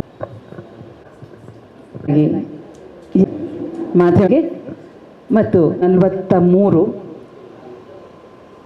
ನಮ್ಮ ಮಂಗಳೂರು ಸಮಾಚಾರ ಆರಂಭ ಆದ ದಿನ ಮಾತ್ರ ಅಲ್ಲ, ಜುಲೈ 1, 1843 ದಕ್ಷಿಣ ಭಾರತದಲ್ಲಿ ಅಧಿಕೃತ ಬ್ಯಾಂಕ್ ಆರಂಭ ಆದ ದಿನ ಕೂಡ ಹೌದು. ಸಣ್ಣ ಪುಟ್ಟ ಬ್ಯಾಂಕ್ಗಳನ್ನು ಒಟ್ಟುಗೂಡಿಸಿ ಮದ್ರಾಸಿನಲ್ಲಿ, ಆಗಿನ ಮದ್ರಾಸಿನಲ್ಲಿ ಬ್ಯಾಂಕ್ ಆಫ್ ಮದ್ರಾಸನ್ನು ಆರಂಭ ಮಾಡ್ತಾರೆ. ಅದರ ಪ್ರಥಮ ಬ್ರಾಂಚ್ ನಮ್ಮ ಈಗಿನ ಸ್ಟೇಟ್ ಬ್ಯಾಂಕ್. ಹಾಗಾಗಿ ಅದು ಕೂಡ ಮುಖ್ಯ ಆಗತ್ತೆ. ಯಾಕಂತ ಹೇಳಿದ್ರೆ ನಮ್ಮ ಈ ಪ್ರದೇಶವನ್ನು ಭಾರತದ ಬ್ಯಾಂಕಿಂಗ್ನ ತೊಟ್ಟಿಲು ಅಂತ ಕರೀತಾರೆ. ವೈದ್ಯರ ದಿನ ನಮ್ಮ ನಿಟ್ಟೆ ವಿಶ್ವವಿದ್ಯಾಲಯ ಮುಖ್ಯವಾಗಿ ಆಸ್ಪತ್ರೆ ಮತ್ತು ವೈದ್ಯಕೀಯ ಸಂಸ್ಥೆ ಆಗಿ ಬೆಳೆದಂಥದ್ದು. ವೈದ್ಯರ ದಿನ ಕೂಡ BC ರಾಯ್ ಅವರು ಹುಟ್ಟಿದ ಮತ್ತು ತೀರಿಕೊಂಡ ಎರಡೂ ಕೂಡ ದಿನ. ಬುದ್ಧ ವೈಶಾಖ ಪೂರ್ಣಿಮೆಯ ಹಾಗೆ ಬುದ್ಧ ಜನ್ಮದಿನ ಹೌದು, ಕೂಡ ನಿರ್ವಾಣ ದಿನವೂ ಕೂಡ ಹೌದು. ಚಾರ್ಟರ್ಡ್ ಅಕೌಂಟೆಂಟರ ದಿನ ಅದು ಕೂಡ ಅವತ್ತೇ 1949ರಲ್ಲಿ ಅವರ ಸಂಸ್ಥೆ ಆರಂಭವಾದ ದಿನವನ್ನು ಚಾರ್ಟರ್ಡ್ ಅಕೌಂಟೆಂಟರ ದಿನ ಅಂತ ಹೇಳ್ತಾರೆ. ಮಾತ್ರ ಅಲ್ಲ, ಇಂಟರ್ನ್ಯಾಷನಲ್ ಜೋಕ್ ಡೇ ಕೂಡ ಹೌದು. 1994ರಲ್ಲಿ ಇಂಟರ್ನ್ಯಾಷನಲ್ ಜೋಕ್ ಡೇ. ಈ ಎಲ್ಲದರ ಬಹಳ ಗಂಭೀರವಾಗಿ ಮಾತಾಡ್ತಾ ಇರೋದ್ರ ನಡುವಲ್ಲಿ ಒಂದ್ಸಲ ಮುಖದಲ್ಲಿ ನಗು ಅರಳಿಸ್ಬೇಕು, ಅದು ಕೂಡ ಜೊತೆಯಲ್ಲಿ ಬಂತು. ಅಂತಾರಾಷ್ಟ್ರೀಯ ಮಟ್ಟದಲ್ಲಿ ನೋಡೋದಾದರೆ ಇನ್ನೊಂದು 1867ರಲ್ಲಿ ಕೆಲವು ಪ್ರಾಂತ್ಯಗಳು ಒಟ್ಟು ಸೇರಿ ಕೆನಡಾ ಎನ್ನುವಂತಹ ಒಂದು ದೇಶ ಪ್ರಕಟ ಆದ ದಿನ ಕೂಡ ಹೌದು, ಅದು ಕೆನಡಾ ಡೇ ಕೂಡ ಹೌದು. ಇದು ನಾನಾಗ ಹೇಳೋದು ಏನ ಹೇಳುವೆನಯ್ಯ ಅಂತ. ಈ ಎಲ್ಲದಕ್ಕೂ ಕೂಡ ಇಂದು 7ನೇ ತಾರೀಕಿನಂದು 1ನೇ ತಾರೀಕು ಆರಂಭಕ್ಕೆ ಶುಭಾಶಯಗಳನ್ನು ಕೋರ್ತಾ ಮುಂದಿನ ಮಾತುಗಳು. ಕನ್ನಡದ ಪ್ರಥಮ ಪತ್ರಿಕೆ ಮಂಗಳೂರು ಸಮಾಚಾರದ ಹೊಸ ಪ್ರತಿ ಇಲ್ಲಿದೆ. 1831ರಲ್ಲಿ ತಮಿಳು ಪತ್ರಿಕಾ ಅಂತ ತಮಿಳಿನ ಮೊದಲ ಪತ್ರಿಕೆ ಆರಂಭ ಆಗತ್ತೆ. 1835ರಲ್ಲಿ ತೆಲುಗಿನ ಸತ್ಯದೂತ ಅನ್ನುವಂತಹ ಪತ್ರಿಕೆ ಆರಂಭ ಆಗತ್ತೆ. ಮಂಗಳ ಸಮಾಚಾರ ಮತ್ತು ಅಣ್ಣ ಈಗಾಗಲೇ ಹೇಳಿದರು ಕನ್ನಡದ ಮುಂದುವರಿದ ಭಾಗ ಕನ್ನಡ ಸಮಾಚಾರವು ಇದು 1843ರಲ್ಲಿ ಪ್ರಕಟ ಆಗತ್ತೆ. 1847ರಲ್ಲಿ ಹರ್ಮನ್ ಗುಂಡಟ್ ಅವರಿಂದ ಮಲಯಾಳಂನ ರಾಜ್ಯ ಸಮಾಚಾರವು ಪತ್ರಿಕೆ ಪ್ರಕಟ ಆಗತ್ತೆ. ನಾವು ಒಂದು ನೋಡಬೇಕಾದಂಥ ಎಲ್ಲವೂ ಕೂಡ ಮಿಷನರಿಗಳಿಂದ ಆರಂಭ ಆಗಿರೋವಂಥದ್ದು. ಕಾರಣ ಅದರ ಹಿಂದಿನದು ಏನೇ ಇರಲಿ ಅವರ ಕೊಡುಗೆಯನ್ನು ನಿರ್ಲಕ್ಷಿಸುವ ಹಾಗಿಲ್ಲ. ಅದು ಪತ್ರಿಕಾ ಪ್ರಪಂಚ, ಅದು ಮಾಧ್ಯಮ ಪ್ರಪಂಚಕ್ಕಾಗಲಿ ಅಥವಾ ಯಾವುದೇ ಕಲಿಕೆಯ ರೀತಿಗಾಗಲಿ ಅದು ಬಹಳ ದೊಡ್ಡ ಕೊಡುಗೆ ಅಂತಲೇ ನಾವು ತಿಳ್ಕೊಳ್ಬೇಕಾಗತ್ತೆ. ಋಣವ ತೀರಿಸಬೇಕು ಋಣವ ತೀರಿಸುತ್ತ ಜಗದಾದಿ ಸತ್ವವನ್ನು ಜನದಿ ಕಾಣುತ್ತಾ ಅದರೊಳು ಒಂದುಗೂಡಿಸಲು ಬೇಕು. ಮನೆಯೊಳಗೆ ಮಠ ನಿನಗೆ ಮಂಕುತಿಮ್ಮ ಎಂದಿದ್ದಾರೆ ಡಿ.ವಿ.ಜಿ. ಆ ಋಣವನ್ನು ನಾವು ತೀರಿಸಬೇಕು ಅಂತ ಹೇಳಿ ನಮ್ಮ ಹಿರಿಯರು ಹೇಳಿಕೊಟ್ಟಿದ್ದಾರೆ. ಹಾಗಾಗಿ ಆದಷ್ಟು ಸತ್ಯಕ್ಕೆ ಬದ್ಧರಾಗ್ತಾ ನಡೆಯಬೇಕಾಗತ್ತೆ. ನಾನು ಯಾಕೆ ಹೇಳ್ತಾ ಇದ್ದೇನೆ ಅಂತ ಹೇಳಿದ್ರೆ, ಅಣ್ಣ ಶತಜನಿಗೆ ನಾನು ಸ್ವಲ್ಪ ಮೊದಲು ಒಂದು ವಾಟ್ಸಪ್ನಲ್ಲಿ ಕಳಿಸಿದೆ, ನಿಮಗೂ ಬಂದಿರಬಹುದು. ಇದು ಹಾಕಿದ್ರ ಪತ್ರಕರ್ತರ ಗ್ರೂಪಿಗೆ ಹಾಕಿದ್ರು. ಅಲ್ಲಿ ನಿಮಗೆ ನೋಡಿದರೆ ಪತ್ರಿಕಾ ದಿನದ ಶುಭಾಶಯಗಳು ಜೊತೆಯಲ್ಲಿ ಮಂಗಳೂರು ಸಮಾಚಾರದ ಒಂದು ಪತ್ರಿಕೆ ಕಾಣಿಸಿಗತ್ತೆ ನಿಮ್ಗೆ. ಇದು AI-ನಿಂದ ಮಾಡಿರುವಂಥದ್ದು ಅಂತ ಅನಿಸುತ್ತೆ. ಮಂಗಳೂರು ಸಮಾಚಾರ ಅಂತ ಇದೆ. ನೀವು ಮೂಲ ಪ್ರತಿ ಅಥವಾ ಇದರಲ್ಲಿ ನೋಡಿದರೆ ಮಂಗಳೂರ ಸಮಾಚಾರ ಅಂತ ಇದೆ. ಅಣ್ಣ ಆಗ ಹೇಳಿದ್ರು ಕೂಡ ಮಂಗಳೂರ ಸಮಾಚಾರವನ್ನೇ. ಅದು ಮಂಗಳೂರ ಸಮಾಚಾರ ಇವರು ಮರಿಬಾರ್ದು ಮೊಗ್ಲಿಂಗ್ ಅವರನ್ನ ಅಂತ ಹೇಳಿದ್ದಾರೆ. ಅಲ್ಲಿ ಸಂಪಾದಕರು ಏನೋ ವೀರಪಪ್ಪ ಅಂತ ಏನೋ ಇದೆ. 1881ರಲ್ಲಿ ಜುಲೈ 1ರಲ್ಲಿ ಪ್ರಕಟ ಆಗಿದ್ದು ಅಂತಿದೆ. ಖಂಡಿತ ಇರಲಿಕ್ಕಿಲ್ಲ ಅದು. ಯಾಕಂತ ಹೇಳಿದ್ರೆ ಆ ಚರಿತ್ರೆಯಲ್ಲಿ ನಮಗೆ ಅದು ಬರೋದೇ ಇಲ್ಲ. ದಯವಿಟ್ಟು ಆದಷ್ಟು ಸತ್ಯಕ್ಕೆ ಬದ್ಧವಾಗಿ ನಾವು ನೋಡ್ತಾ ನಡಿಬೇಕು. ಅಲ್ಲಿ ಬರವಣಿಗೆಯಲ್ಲಿ ಕೂಡ ಕನ್ನಡ ಲಿಪಿಯಲ್ಲಿ ಬರವಣಿಗೆಯಲ್ಲಿ ಕೂಡ ವ್ಯತ್ಯಾಸಗಳಲ್ಲಿ ಕಂಡು ಬರುತ್ತವೆ. ಅದನ್ನು ಅಣ್ಣ ಹೇಳಿದಾಗೆ ಪರಿವರ್ತನೆಯ ಕಾಲಘಟ್ಟದಲ್ಲಿ ಕೆಲವನ್ನು ನಿಯಂತ್ರಣಕ್ಕೆ ತಗೊಳ್ಬೇಕಾಗತ್ತೆ. ಎಲ್ಲವನ್ನು ಕೃತಕ ಬುದ್ಧಿಮತ್ತೆಗೆ ಬಿಡುವ ಬದಲು ನಮ್ಮ ಬುದ್ಧಿಯನ್ನು ಉಪಯೋಗಿಸಿಕೊಂಡು ಕೆಲಸ ನೋಡ್ಕೊಳ್ಬೇಕಾಗತ್ತೆ.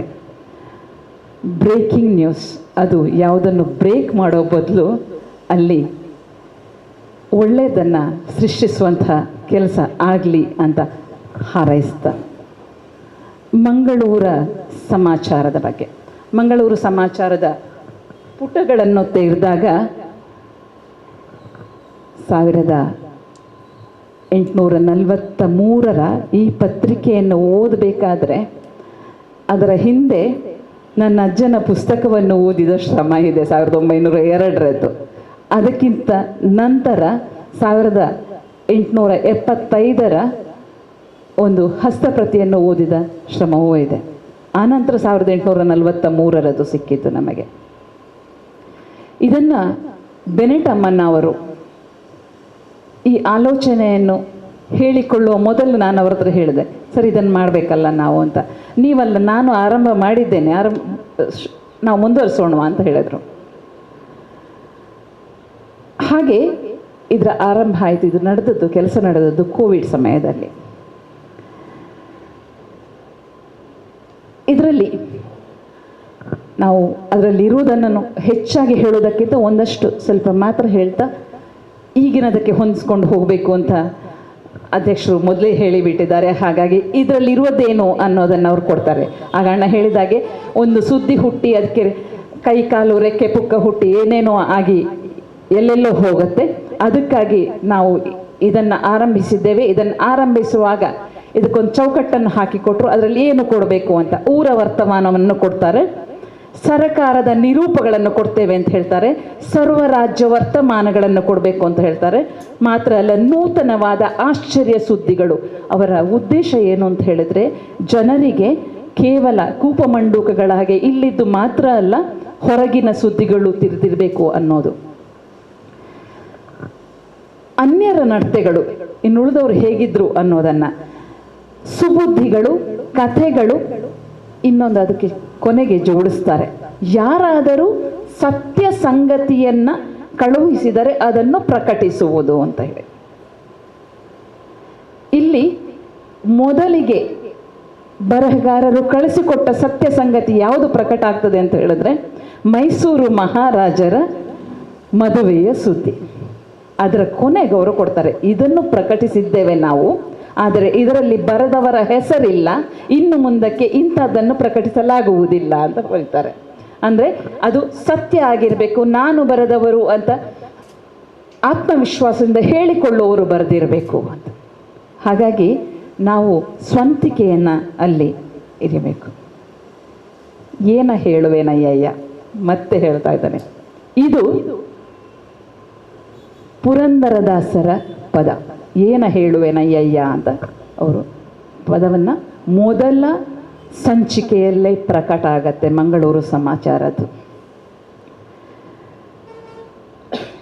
ಮೊದಲ ಧಾರಾವಾಹಿಯೂ ಕೂಡ ಮಂಗಳೂರು ಸಮಾಚಾರದಲ್ಲಿ ಆರಂಭ ಆಗತ್ತೆ. ಒಂದು ಕಥೆಯನ್ನು ಧಾರಾವಾಹಿಯಾಗಿ ಕೊಡ್ತಾರೆ, ಆದರೆ ಧಾರಾವಾಹಿ ಅಂತ ಕೊಟ್ಟಿಲ್ಲ, ಅದರಲ್ಲಿ ಕಥೆಯನ್ನು ಭಾಗಗಳಾಗಿ ಮಾಡಿ ಕೊಟ್ಟಿದ್ದಾರೆ ಅಷ್ಟೆ. ಇದರಲ್ಲಿ ಅಂದರೆ ಮಂಗಳೂರು ಸಮಾಚಾರದಲ್ಲಿ ಯಾವುದೇ ಜಾಹೀರಾತುಗಳಿಲ್ಲ. ಯಾಕಂದರೆ ಸುದ್ದಿ ನೀಡುವುದಕ್ಕೆ ಮಾತ್ರ ಅಲ್ಲಿ ಪ್ರಾಶಸ್ತ್ಯ ಇತ್ತು. ಚಿತ್ರ ಅಥವಾ ರೇಖಾಚಿತ್ರಗಳು, ಭಾವಚಿತ್ರಗಳು ಯಾವುದೂ ಇಲ್ಲ.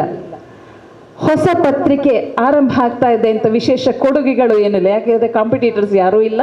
ಅವರದ್ದು ಮುಖ್ಯ ಉದ್ದೇಶ ಸುದ್ದಿಯನ್ನು ಮನೆ ಮನೆಗೆ ತಲುಪಿಸುವಂಥದ್ದು. ಎಲ್ಲಿ ಸಿಗ್ತದೆ ಅಂತೇಳಿ ಕೊತ್ವಾಲ್ ಕಟ್ಟೆಯಲ್ಲಿ ಮತ್ತು ಯೋಹಾನ್ ಅಪ್ಪಣ್ಣನ ಮನೆಯ ಪಕ್ಕದ ಕಚೇರಿಯಲ್ಲಿ ಅಂತ ಬರುತ್ತೆ. ಎಷ್ಟು ಹಣ? 1 ದುಡ್ಡು. ಕನ್ನಡ ಸಮಾಚಾರವು ಆರಂಭ ಆದಾಗ ಅದಕ್ಕೆ 2 ದುಡ್ಡಾಗತ್ತೆ. ಇದರಲ್ಲಿ ಬರಹಗಾರರ ಹೆಸರುಗಳಿಲ್ಲ. ಇಲ್ಲ ಅಂತ ಹೇಳೋದಕ್ಕೆ ಪುರಂದರದಾಸರ ಹೆಸರು ಬರ್ತದೆ, ರೆವರೆಂಡ್ ಬಿ ರೈಸ್ ಅವರ ಹೆಸರು ಬರ್ತದೆ. ಅಂದರೆ ಅವರು ಜಗತ್ತಿನ ಇತಿಹಾಸವನ್ನು ಹೇಳ್ತಾ ಇದ್ದಾರೆ ಅನ್ನೋ ಕಾರಣಕ್ಕಾಗಿ, ಮತ್ತೆ ಸಂಪಾದಕರಾಗಿ ಹರ್ಮನ್ ಮೊಂಗ್ಲಿಂಗ್ ಅವರ ಹೆಸರು ಬರ್ತದೆ. ಸುದ್ದಿಯನ್ನು ಯಾವುದೇ ರೀತಿಯಲ್ಲಿ ರಂಜನಾತ್ಮಕವಾಗಿ ಕೊಟ್ಟಿರುವುದಿಲ್ಲ. ಆಗಲೇ ಹೇಳಿದ ಹಾಗೆ ಅದು ತಪ್ಪು ನಡೆದದ್ದನ್ನು, ಪೊಲೀಸ್ ಕಚೇರಿಯಲ್ಲಿ ದಾಖಲಾಗಿದ್ದನ್ನು ಮತ್ತು ಅದಕ್ಕೆ ಕೋರ್ಟ್ನಲ್ಲಿ ಶಿಕ್ಷೆ ಆಗಿದ್ದನ್ನು ಸಮೇತ ಪ್ರಕಟಿಸಲಾಗುತ್ತದೆ. ಇದರಲ್ಲಿ ಹೆಚ್ಚಿಗೆ ಪುಟ ತುಂಬಿಸಲಿಕ್ಕೆ ಬರುವಂಥದ್ದು ವಿಶ್ವಜ್ಞಾನವನ್ನು ಹೆಚ್ಚಿಸುವ ಮಾಹಿತಿಗಳು. ಪತ್ರಿಕೆ ಬೇಡಿಕೆ ಇದ್ದರೂ ಕೊನೆಗೊಳ್ಳುತ್ತೆ. ಅಂದರೆ ಮೊದಲು ಪತ್ರಿಕೆ ಬೇಡಿಕೆ ಹೆಚ್ಚಾಗಿದ್ದಕ್ಕೆ ಇಲ್ಲಿ ಲಿಥೋಗ್ರಫಿಕ್ ಪ್ರಿಂಟ್, ಕಲ್ಲಚ್ಚ ಮುದ್ರಣದಲ್ಲಿ ಅಷ್ಟನ್ನು ಮುದ್ರಿಸಲು ಸಾಧ್ಯ ಆಗ್ತಾ ಇಲ್ಲ ಅನ್ನೋ ಕಾರಣಕ್ಕಾಗಿ ಅದನ್ನು ಬಳ್ಳಾರಿಗೆ ಅಚ್ಚುಮೊಳೆ ಮುದ್ರಣಕ್ಕೆ ಕಳಿಸಿ, ಒಂದು ರೀತಿಯಲ್ಲಿ ಹೇಳುವುದಾದರೆ ತೆಲುಗು ಮತ್ತು ಕನ್ನಡಕ್ಕೆ ಒಂದೇ ರೀತಿಯ ಅಕ್ಷರಗಳನ್ನು ಬಳಸಿ ಮುದ್ರಿಸಲಾಗ್ತಾ ಇತ್ತು. ಆದರೆ ಯಾಕೋ ಅನಿವಾರ್ಯ ಕಾರಣಗಳಿಂದ ಅದು ನಿಂತು ಹೋಗ್ತದೆ. ಇದು ಸ್ಥಳನಾಮ ಅಧ್ಯಯನಕ್ಕೆ ಬಹಳ ಒಳ್ಳೆಯ ಉದಾಹರಣೆ ಕೊಡ್ತದೆ. ಮಲಪೆ, ಬಂದಲೆ, ಈಗ ಬನದಲೆ ಅಂತ ಕೊಡ್ತಾರೆ. ಅದರಲ್ಲಿ ಇಂಥ ಅನೇಕ ಹೆಸರುಗಳು ಅಲ್ಲೆಲ್ಲ ಸಿಗುತ್ತವೆ ನಮಗೆ ಮಂಗಳೂರು ಸಮಾಚಾರದಲ್ಲಿ. ನಾನು ಬಹಳ ಮುಖ್ಯವಾದದನ್ನಲ್ಲಿ ಹೇಳಬೇಕು.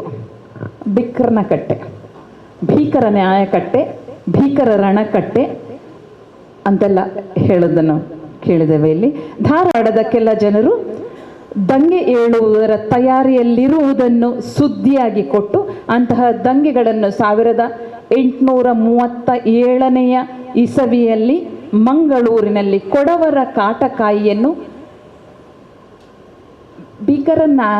ನಾಯಕನ ಕಟ್ಟೆಯ ಹತ್ರ ಇದ್ದ ಫಾಶಿ ಕಂಬಗಳನ್ನು ಕಣ್ಣಾರೆ ನೋಡಿದವರಿಗೆ ದೃಷ್ಟಾಂತ ಸಿಕ್ಕೀತು ಎಂಬ ಎಚ್ಚರಿಕೆಯ ವಾಕ್ಯಗಳು. ಇಲ್ಲಿ ನಾವು ಅದನ್ನು ಅಲ್ಲಿಗೆ ಬಿಟ್ಬಿಡೋಣ, ಮುಂದೆ ಸಿಗೋದು. ಕಾಟಕಾಯಿಯನ್ನು ಮತ್ತು ಅಲ್ಲಿ ಫಾಶಿ ಕಂಬ ಎಲ್ಲಿತ್ತು? ನಾಯಕನ ಕಟ್ಟೆಯ ಹತ್ರ, ಕಟ್ಟೆಯಲ್ಲಿ ಅಲ್ಲ, ಅಲ್ಲಿ ಅದರಲ್ಲೇ ಗಲ್ಲಿಗೇರಿಸಲಾಗಿತ್ತು ಅಂತ ಹೇಳೋರು ಬಹಳ ಜನ ಇದ್ದಾರೆ. ಇಲ್ಲಿ ಕನ್ನಡ ಸಮಾಚಾರದ ಸಾಲುಗಳಿವು. ನಾಯಕನ ಕಟ್ಟೆ, ನಾಯಕನ ಷಷ್ಠಿ ವಿಭಕ್ತಿ ಪ್ರತ್ಯಯ ನಾಮಪದದೊಳಗೆ ಸೇರಿಕೊಂಡಿದೆ. ಇದು ಇಂಥವನ ಕಟ್ಟೆ, ಹಂಪನ ಕಟ್ಟೆ, ಅಪ್ಪಣ್ಣನ ಕಟ್ಟೆ, ದೇರಳ ಕಟ್ಟೆ, ದೇರಾಳುವರ ಕಟ್ಟೆ ಅಂಥ ವ್ಯಕ್ತಿಯ ಕಟ್ಟೆ, ವ್ಯಕ್ತಿಯ ಹೆಸರಿನ, ವ್ಯಕ್ತಿ ನಾಮಪದವನ್ನು ಸೇರಿದಂಥ ಹೆಸರಿನ ಕಟ್ಟೆ ಅದು. ಇದು ಅದನ್ನು ನಾವು ಮುಖ್ಯವಾಗಿ ಗಮನಿಸಬೇಕಾಗಿರುವಂಥದ್ದು. ಮತ್ತು ಯಾವತ್ತೂ ಕೂಡ ನ್ಯಾಯಕಟ್ಟೆ, ಭೀಕರ ನ್ಯಾಯಕಟ್ಟೆ ಅಂತ ಹೇಳ್ತಾರೆ, ನ್ಯಾಯಕಟ್ಟೆ ಯಾವತ್ತೂ ಗಲ್ಲಿಗೇರಿಸುವ ಸ್ಥಳ ಆಗಿರೋದಿಲ್ಲ. ನ್ಯಾಯಕಟ್ಟೆ ಒಂದು ಕಡೆ ಇರುತ್ತೆ, ಗಲ್ಲಿಗೇರಿಸುವ ಸ್ಥಾನ ಇನ್ನೊಂದು ಕಡೆ ಇರುತ್ತೆ. ಅದನ್ನು ಕೂಡ ನಾವು ಯೋಚನೆ ಮಾಡಬೇಕು. ನಾನು ಹೆಚ್ಚು ವಿವರಿಸ್ಲಿಕ್ಕೆ ಹೋಗೋದಿಲ್ಲ. ಇದು ಮಂಗಳೂರು ವಿಶ್ವವಿದ್ಯಾನಿಲಯದಿಂದ ಕೊಟ್ಟಿದ್ದು. ಯಾಕಂತ ಹೇಳಿದರೆ ಮಂಗಳೂರು ವಿಶ್ವವಿದ್ಯಾನಿಲಯಕ್ಕೆ 2 ತಿಂಗಳೊಳಗೆ ನಾವು ಪ್ರಕಟ ಮಾಡ್ತೇವೆ ಅಂತ ಹೇಳಿದ್ರು, ಅದಕ್ಕೆ ಕೊಟ್ಟಿದ್ದು. ಸ್ವಲ್ಪ ಹೆಚ್ಚು ಸಮಯ ತಗೊಂಡು ಸಹಜ, ಅದು ಬಿಟ್ಟುಬಿಡಿ. ಆದರೆ ಚೆನ್ನಾಗಿ ಮೂಡಿ ಬಂದಿದೆ. ಹಳೆಯ ಬರಹ ಹೇಗಿತ್ತು ಅದನ್ನು ಹೊಸ ರೀತಿಯ ಲಿಪಿಯಲ್ಲಿ ಕೊಟ್ಟಿದ್ದೇವೆ, ಅದೇ ರೀತಿಯಲ್ಲಿ. ಹಾಗಾಗಿ ಅಲ್ಲಿ ಸಂಶೋಧನೆಗೆ ವಿಪುಲ ಅವಕಾಶಗಳಿವೆ. ಭಾಷಾಶಾಸ್ತ್ರೀಯ ಲಿಂಗ್ವಿಸ್ಟಿಕ್ಸ್ ಇಲ್ಲಿ ಮಾಡಬಹುದು. ಆ ಪದಗಳಾಗಲಿ ಅಥವಾ ಬರಹದ ರೀತಿಯಾಗಲಿ ಯಾವುದನ್ನು ಕೂಡ ಸಾಹಿತ್ಯಿಕವಾಗಿ ಅನೇಕ ಸಾಹಿತ್ಯಿಕ ವಿಚಾರಗಳು ಇದರಲ್ಲಿ ದೊರೆತಿದೆ. ಸಾಹಿತ್ಯಿಕ ಸಂಶೋಧನೆ ಕೂಡ ಅವಕಾಶ ಕೊಡುತ್ತೆ. ಐತಿಹಾಸಿಕ ಸಂಶೋಧನೆ ಈಗಾಗಲೇ ಹೇಳಿದ ಹಾಗೆ ಇಂಥದ್ದು ಇಂಥಲ್ಲಿ ನಡೆದಿದೆ ಅಂತ ಕೊಡ್ತಾರೆ ಅವರು. ಇನ್ನೊಂದು ತೌಲನಿಕ ಅಧ್ಯಯನ ಕೂಡ ನಡೆಸ್ಬೋದು, ಬೇರೆ ಬೇರೆ ಭಾಷೆಗಳದ್ದು ಕೂಡ, ಅಥವಾ ಇದೇ ಭಾಷೆಯ ಬೇರೆ ಬೇರೆ ಕಾಲಘಟ್ಟದಲ್ಲಿ ಬಂದದ್ದು ಅಥವಾ ಬರಹದ ರೀತಿಯಲ್ಲಿ ಬಂದದ್ದನ್ನು ಕೂಡ ನೋಡ್ಕೊಳ್ಬೋದು. ಅಕ್ಷರಗಳ ಬಳಕೆ ಹೇಗೆ ಯಾವ್ಯಾವ ಕಾಲದಲ್ಲಿ, ಮಂಗಳೂರು ಸಮಾಚಾರದಲ್ಲಿ ಹೇಗಿತ್ತು, ಕನ್ನಡ ಸಮಾಚಾರಕ್ಕಾಗಿ ಹೇಗೆ ಬದಲಾಯಿತು. ಇಲ್ಲಿ ನೋಡಿ, ಮುಖಪುಟದಲ್ಲಿ ಕಲ್ಲಚ್ಚು ಮುದ್ರಣ ಇದೆ, ಮಂಗಳೂರು ಸಮಾಚಾರ ಅಚ್ಚು ಮೊಳೆಯಲ್ಲಿ ಬರ್ತದೆ. ಅಲ್ಲಿರುವ ಅಕ್ಷರಗಳು ಹೇಗೆ ಬದಲಾಗತ್ತೆ ಅಂತ ನೋಡಿ. ಯಕಾರದಿಂದ ಇದು ಅಥವಾ ಇದನ್ನು ಅಂತ ಬರೀತಾ ಇದ್ದದ್ದು ಕೊನೆಗಾಗುವಾಗ ಈ ಯಕಾರ ಅಂದರೆ ವ್ಯಂಜನದಿಂದ ಆರಂಭ ಆಗ್ತಾ ಇರೋದೊಂದು ಸ್ವರಾಕ್ಷರದಿಂದ ಆರಂಭ ಆಗತ್ತೆ. ಇಂಗ್ಲೆಂಡ್ ಅನ್ನೋದನ್ನು ಬೇರೆ ಬೇರೆ ರೀತಿಯಲ್ಲಿ ಬರೆಯಲಾಗತ್ತೆ. ಅದನ್ನು ಕೂಡ ನೋಡ್ಬೋದು ಇದರಲ್ಲಿ. ಇಲ್ಲಿ ನಾವು ಹೇಳಬೇಕಾದ್ರಲ್ಲಿ ಮಾತಾಡ್ತಾ ಇರುವಾಗ ನನಗೆ ನೆನಪಾದದ್ದು, ನಿನ್ನೆ ತಾನೇ ವಾಪಸ್ ಬಂದು 7ನೇ ವಿಶ್ವ ತಿರುಕುರಳ್ನ ಮಹಾಸಮ್ಮೇಳನ ಬೆಂಗಳೂರಿನಲ್ಲಾಯಿತು. ತಿರುಕುರಳ್ನ 92ನೇ ಸಾಲು ಹೀಗೆ ಹೇಳತ್ತೆ: ಈಗೋ ಮನ ತುಂಬಿಕೊಡುವುದೊಳಿತು ಅದಕ್ಕಿಂತ, ಈಗೋ ಮನ ತುಂಬಿಕೊಡುವುದೊಳಿತು ಅದಕ್ಕಿಂತ ಮೊಗದಿ ನಗು ತುಂಬಿಕೊಡುವುದೊಳಿತು. ನಿಟ್ಟೆ ವಿಶ್ವವಿದ್ಯಾನಿಲಯದಿಂದ ನಾವು ತುಳು ಅಧ್ಯಯನ ಕೇಂದ್ರದಲ್ಲಿ ಜುಲೈ 1 ಬಹಳ ಸಮಯದಿಂದ ವೈದ್ಯರ ದಿನ, ಪತ್ರಿಕಾ ದಿನ ಆಗಿ ಆಚರಿಸ್ಕೊಂಡು ಬರ್ತಾ ಇದ್ದೇವೆ. ಈ ಬಾರಿಗೆ ಇಲ್ಲಿ ನಿಟ್ಟೆ ಇನ್ಸ್ಟಿಟ್ಯೂಟ್ ಆಫ್ ಕಮ್ಯುನಿಕೇಷನ್, ಯಾಕಂತ ಹೇಳಿದ್ರೆ ಹಿಂದೆ ಮಾಡಲಿಕ್ಕೆ ನಮ್ಗೆ ಈ ಸಲ ಕೂಡ ಮಕ್ಕಳೆಲ್ಲ ವಿದ್ಯಾರ್ಥಿಗಳು ರಜೆಯಲ್ಲಿ ಹೋಗಿದ್ದಾರೆ. ಆ ಹೊತ್ತು ಇದು. ಇಲ್ಲಿ ಇವತ್ತು ಪತ್ರಿಕಾ ಮಾಧ್ಯಮದವರ ಜೊತೆಯಲ್ಲಿ ಸೇರಿಕೊಂಡು ಆಚರಿಸ್ತಾ ಇದ್ದೇವೆ. ಬಹಳ ಖುಷಿ ಆಗ್ತಾ ಇದೆ. ಅಧ್ಯಯನ ಪ್ರವಾಸದ ಬಗ್ಗೆ ಉಲ್ಲೇಖ ಮಾಡಿದರು. ಅಧ್ಯಯನದ ಮೂಲಕ ಅವರ ಮಾತುಗಳನ್ನು ಪ್ರಸ್ತುತಪಡಿಸಿದರು ತರ್ರತಣ್ಣ. ಆ ಅಧ್ಯಯನದ ನೆಲೆ ಪತ್ರಕರ್ತರಲ್ಲಿ ಎಲ್ಲರಲ್ಲಿ ಕೂಡ ಇರಲಿ, ಚೆನ್ನಾಗಿ ಬರಲಿ ಅಂತ ಹೇಳ್ತಾ ನಾನು ನನ್ನ ಮಾತುಗಳನ್ನು ಕೊನೆಗೊಳಿಸುವ ಮೊದಲು ಡಿ ವಿ ಜಿಯವರ ಆಗಲೇ ಒಂದು ಕಗ್ಗದ ಉಲ್ಲೇಖ ಮಾಡಿದೆ, ಈಗ ಅದನ್ನು ಮುಂದುವರಿಸ್ತಾ ಇದ್ದೇನೆ. ಎಲ್ಲರಿಗೂ ಮೀಗ ನಮೋ ಬಂಧುಗಳೇ ಭಾಗಿಗಳೇ ಉಲ್ಲಾಸವಿತ್ತವರೇ ಕೊಳ್ಳಿರಿ ನಮನವನು ಎನ್ನುತ್ತಾ ನನ್ನ ಮಾತುಗಳನ್ನು ಮುಗಿಸ್ತಾ ಇದ್ದೇನೆ. ವಂದನೆ. ಗುರುತಿಸಬೇಕಿತ್ತು ನಮ್ಮ ಸಂಘದ ಉಳ್ಳಾಲ ತಾಲೂಕು ಸಂಘದ ನಿಕಟಪೂರ್ವ ಅಧ್ಯಕ್ಷರಾದ ವಸಂತ್ ಕೊಣಜೆ ಅವರು ಇದ್ದಾರೆ. ಅವರನ್ನು ನಮ್ಮ ಅಧ್ಯಕ್ಷರು ವೇದಿಕೆಯಲ್ಲಿ ಕರೆದು ಹೂವನ್ನು ಕೊಟ್ಟು ಗುರುತಿಸಬೇಕಾಗಿ ವಿನಂತಿಸುತ್ತಿದ್ದೇನೆ. ವಸಂತ್ ಎನ್ ಕೊಣಜೆ ಮುಂದೆ ಗುರುತಿಸಿದ್ದಕ್ಕೆ ಈ ವಂದನೆಗಳು ಸಾಗೀತ ಮೇಡಮ್, ಬಹಳ ಆಗುವಂತೆ ಅರ್ಥೈಸುವಾಗಿ ಮಾಡಿದ್ದೀರಿ. ನಿಮ್ಮ ಈ ಸೇವೆಗೆ ಕೊಂಡಾಡ್ತಾ ಇದ್ದೇವೆ, ಅಭಿನಂದನೆಗಳು. ಮುಂದಕ್ಕೂ ನಿಮ್ಮ ಸೇವೆ ನಮ್ಮ ಈ ಸಂಘಕ್ಕೆ ನಿತ್ಯ ನಿರಂತರವಾಗಿ ಇರಬೇಕೆಂದು ಆಶಿಸ್ತಾ ಕಾರ್ಯಕ್ರಮದಲ್ಲಿ ಮುಂದಕ್ಕೆ ನಮ್ಮ ಸಂಘದ ಅಧ್ಯಕ್ಷರು ಹಾಗೆ ಖ್ಯಾತ ಕಲಾವಿದರು ಕೂಡ, ಉತ್ತಮ ನಿರೂಪಕರು ಕೂಡ, ಮತ್ತೆ ಎಲ್ಲರನ್ನ ಒಂದೇ ಒಂದು ವೇದಿಕೆಯಲ್ಲಿ ಕೊಂಡೊಯ್ಯುವಂತ ಏಕೈಕ ಜಾಣರು, ನಮ್ಮ ಸಂಘಕ್ಕೆ ಬೇಕಾದಂಥ ಎಲ್ಲ ವ್ಯವಸ್ಥೆಗಳನ್ನ ಎಲ್ಲಿ ಬೇಕಾದರೂ ಪಡ್ಕೊಳ್ಳಿಕ್ಕೆ ಶಕ್ತಿವಂತರು ನಮ್ಮ ಪೋಯಿತ್ ಬಲ್ರವರು. ಕಾರ್ಯಕ್ರಮದ ಅಧ್ಯಕ್ಷತೆ ವಹಿಸಿದ್ದೀರಿ ಸರ್. ಇದೀಗ ನಿಮ್ಮಿಂದ ಎರಡು ಮಾತುಗಳು. ಪತ್ರಿಕಾ ದಿನದ ಶುಭಾಶಯಗಳು. ಒಂದು 10 ದಿವಸದ ಹಿಂದೆ ನಿಟ್ಟೆ ವಿದ್ಯಾಸಂಸ್ಥೆಯ ನೇಸರ್ ಅನ್ನೋರೊಬ್ಬರು ನನಗೆ ಕಾಲ್ ಮಾಡಿದರು. ಅವರು ಅಸಿಸ್ಟೆಂಟ್ ಪ್ರೊಫೆಸರ್ ಅಂತೆ. ಅವರು ಒಂದು ಪ್ರಸ್ತಾಪ ಇಡೋದಕ್ಕಿಂತ ಮುಂಚೆ ನಮ್ಮ ಅಧ್ಯಯನ ಪ್ರವಾಸ ಆಗಿತ್ತು. ನಮಗೆ ರಾಜ್ಯ ಸಂಘದಿಂದ ಒಂದು ನಿರ್ದೇಶನ ಬಂದಿತ್ತು, ಈ ಬಾರಿ ಎಲ್ಲ ತಾಲೂಕುಗಳಲ್ಲೂ ನೀವು ಪತ್ರಿಕಾ ದಿನಾಚರಣೆ ಮಾಡಿರುವುದು ನಮಗೆ ದಾಖಲೆ ಬೇಕು. ನೀವು ಪ್ರೆಸ್ ಕ್ಲಬ್ ಡೇ ಮಾಡ್ತೀರಾ ಅಥವಾ ಬೇರೆ ಏನೋ ಎಂಜಾಯ್ ಮಾಡ್ತೀರಾ ಅದು ಗೊತ್ತಿಲ್ಲ, ನಮಗಂತೂ ಪತ್ರಿಕಾ ದಿನದ ಮಾಹಿತಿ ಬೇಕು ಅಂತ ಹೇಳಿದ್ದಕ್ಕೆ ನಾವು ಪ್ರವಾಸ ಫಿಕ್ಸ್ ಮಾಡಿ ಆಗಿತ್ತು, ಅಧ್ಯಯನ ಪ್ರವಾಸ. ನಮಗೆ ವಾರ್ತಾ ಇಲಾಖೆಯಿಂದ ವಾಹನವನ್ನು ಕೊಟ್ಟರು. ಆದರೆ ಇನ್ನೊಂದು 5 ದಿವಸದಲ್ಲಿ ಪುನಃ ಹೇಗೆಪ್ಪ ಪತ್ರಿಕಾ ದಿನಾಚರಣೆ ಮಾಡೋದು ಅಂತ ಆತಂಕ ಆಗಿತ್ತು. ಹಾಗೆ ಮೆಲ್ಲ ನಾವು ನಮ್ಮ ಅಧ್ಯಯನ ಪ್ರವಾಸದಲ್ಲೇ ಒಂದು ಪತ್ರಿಕಾ ದಿನಾಚರಣೆ ಅಂತೇಳಿ ನಮ್ಮ ಇಬ್ಬರು ಇಲ್ಲಿಯ ಸಾಧಕರು, ಒಬ್ಬರು ಸತೀಶ್ ಕುಮಾರ್ ಪುಂಡಿಕಾಯಿ ಮತ್ತು ಒಬ್ಬರು ಮೋಹನ್ ಕುತ್ತಾರ್, ಇಬ್ಬರನ್ನಲ್ಲಿ ಗೌರವಿಸಿ ಅದನ್ನೇ ಪತ್ರಿಕಾ ದಿನಾಚರಣೆಯಾಗಿ ಮಾಡಿಬಿಟ್ಟೆವು. ಜಿಲ್ಲಾ ಸಂಘಕ್ಕೆ ಹೇಳಿದೆವು, ಸರ್ 2 ಕಾರ್ಯಕ್ರಮ ಮಾಡಲಿಕ್ಕೆ ಆಗೋದಿಲ್ಲ, ಒಂದರಲ್ಲೇ ಜೋಡಿಸ್ತೇವೆ ಅಂತ ಹೇಳಿದ ಮರುದಿವಸ ನೇಸರನ್ನು ಕಾಲ್ ಮಾಡಿದ್ರಿಂದ ಬಹುಶಃ 2 ಪತ್ರಿಕಾ ದಿನಾಚರಣೆ ಮಾಡಲಿಕ್ಕೆ ಆಯಿತು. ಇಲ್ಲದ್ರೆ ಇದೇ ವೇದಿಕೆಯಲ್ಲಿ ನಮ್ಮ ಸತೀಶ್ ಕುಮಾರ್ ಪುಂಡಿಕಾಯಿ ಅವರನ್ನು ಮತ್ತು ಮೋಹನ್ ಅವರನ್ನು ಗೌರವಿಸಬೇಕಾಗಿತ್ತು. ಯಾಕೆ ಅವರನ್ನು ಮೊನ್ನೆ ನಾವು ಗೌರವಿಸುವುದು ಅಂತ ಹೇಳಿದರೆ, ನೀವು ನಿರಂತರವಾಗಿ ನೋಡಿರ್ಬೋದು, ಕಳೆದ 24 ದಿವಸದಿಂದ ಇಲ್ಲಿಯ ಶಾಲೆಯ ಗೋಳನ್ನು ಬರೆದಿದ್ದಾರೆ ಅವರು. ಅದು ಎಷ್ಟು ಎಫೆಕ್ಟಿವ್ ಅಂತೇಳಿ ಈಗ ಕೆಲವೆಲ್ಲ ಅಭಿಪ್ರಾಯಗಳು ಬರುವಾಗ ನಮಗೆ ಗೊತ್ತಾಗ್ತದೆ. ಅದರಲ್ಲಿ ಯಾವ ನಿರೀಕ್ಷೆ ಇರಲಿ ಅವರಿಗಿಲ್ಲ. ಯಾಕೆ ಹೇಳಿದರೆ ಇವತ್ತು ಶಾಲೆಯ ಗೋಳನ್ನು ಬೆಳೆದರೆ ನಾಳೆ ವಾರ್ಷಿಕೋತ್ಸವಕ್ಕೆ ಆ್ಯಡ್ ಸಿಗ್ತದಾ ಮತ್ತೊಂದು ಇಲ್ಲ, ಖಂಡಿತವಾಗಿ ಇಲ್ಲ. ಅಂತಹ ಒಂದು ಮಳೆ ಗಾಳಿ ಸಂದರ್ಭದಲ್ಲಿ ಕೂಡ ಆ ಶಾಲೆಗೆ ಹೋಗಿ ಅಲ್ಲಿ ನೀರು ನಿಂತದನ್ನು ಫೋಟೋ ತೆಗೆದು ಬಂದಿದ್ದಾರೆ ಅವರು. ಅಂಥ ಒಂದು ಒಳ್ಳೆಯ ಲೇಖನಗಳ ಸರಣಿಯನ್ನು ಅವರು ಮೊನ್ನೆ ಕೊಟ್ಟದ್ದಕ್ಕಾಗಿ ಅವರಿಗೆ ನಾವು ಕೃತಜ್ಞತೆ ಸಲ್ಲಿಸಿ ಪತ್ರಿಕಾ ದಿನದ ಸನ್ಮಾನವನ್ನು ಅವರಿಗೆ ಮೊನ್ನೆ ಮಾಡಿದ್ದೇವೆ. ಇನ್ನೊಬ್ಬರು ಮೋಹನ್ ಕುತ್ತಾರ್, ನಾವೆಲ್ಲ ಸಬ್ಸ್ಕ್ರಿಪ್ಷನ್ನ ಬೆನ್ನ ಹಿಂದೆ ಓಡುವಾಗ ಅಥವಾ ಬೇರೆ ಒತ್ತಡದಲ್ಲಿರುವಾಗ ಅವರು ಅವರ ಇನ್ಸ್ಟಾಗ್ರಾಮನ್ನು ಇಡೀ ಉಳ್ಳಾಲ ತಾಲೂಕಿಗೆ ಉಚಿತವಾಗಿ ಬಿಟ್ಟರು. ಏನಾದರೂ ರಪ್ಪ ಬಂದಾಗ್ತದೆ ಸುದ್ದಿ ಅದು. ಅಂತಹ ಒಂದು ಉಳ್ಳಾಲವಾಡಿಯನ್ನು ಮಾಡಿ ಅವರು ಈಗ 6 ತಿಂಗಳಲ್ಲಿ 21,000 ಜನ ಫಾಲೋವರ್ಸನ್ನು ತಗೊಂಡ್ರು. ಅಂಥ ಒಂದು ಸಾಧನೆಗಾಗಿ ಮೊನ್ನೆ ನಾವು ಅವರನ್ನು ಗೌರವಿಸಿದ್ದೇವೆ. ಒಂದು ಚಪ್ಪಾಳೆ ಅವರಿಗಿಬ್ಬರಿಗೂ ಕೂಡ ನಮ್ಮ ತಾರನಾಥ್ ಕಾಪಿಗಡ್ ಸರ್ ಮತ್ತು ಸಾಯಿಗೀತಾ ಮೇಡಮ್ ಒಂದು ಹೂವನ್ನು ಕೊಟ್ಟು ಇವತ್ತು ಗೌರವಿಸ್ತಾರೆ.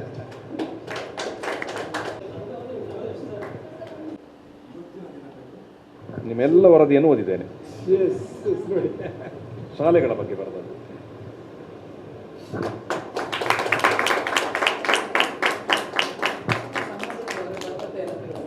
ಎಸ್, ಅದು ಆಗಲೇ ನೀವೊಮ್ಮೆ ನೋಡಿದ್ರಿ, ಬಹುಶಃ ಎಲ್ಲರಾಗ ಒಳಗೆ ಬಂದಾಗಿತ್ತ ಏನ, ಯಾವ ರೀತಿ ಇತ್ತು ಚರ್ಚೆ ಅಂತೇಳಿ.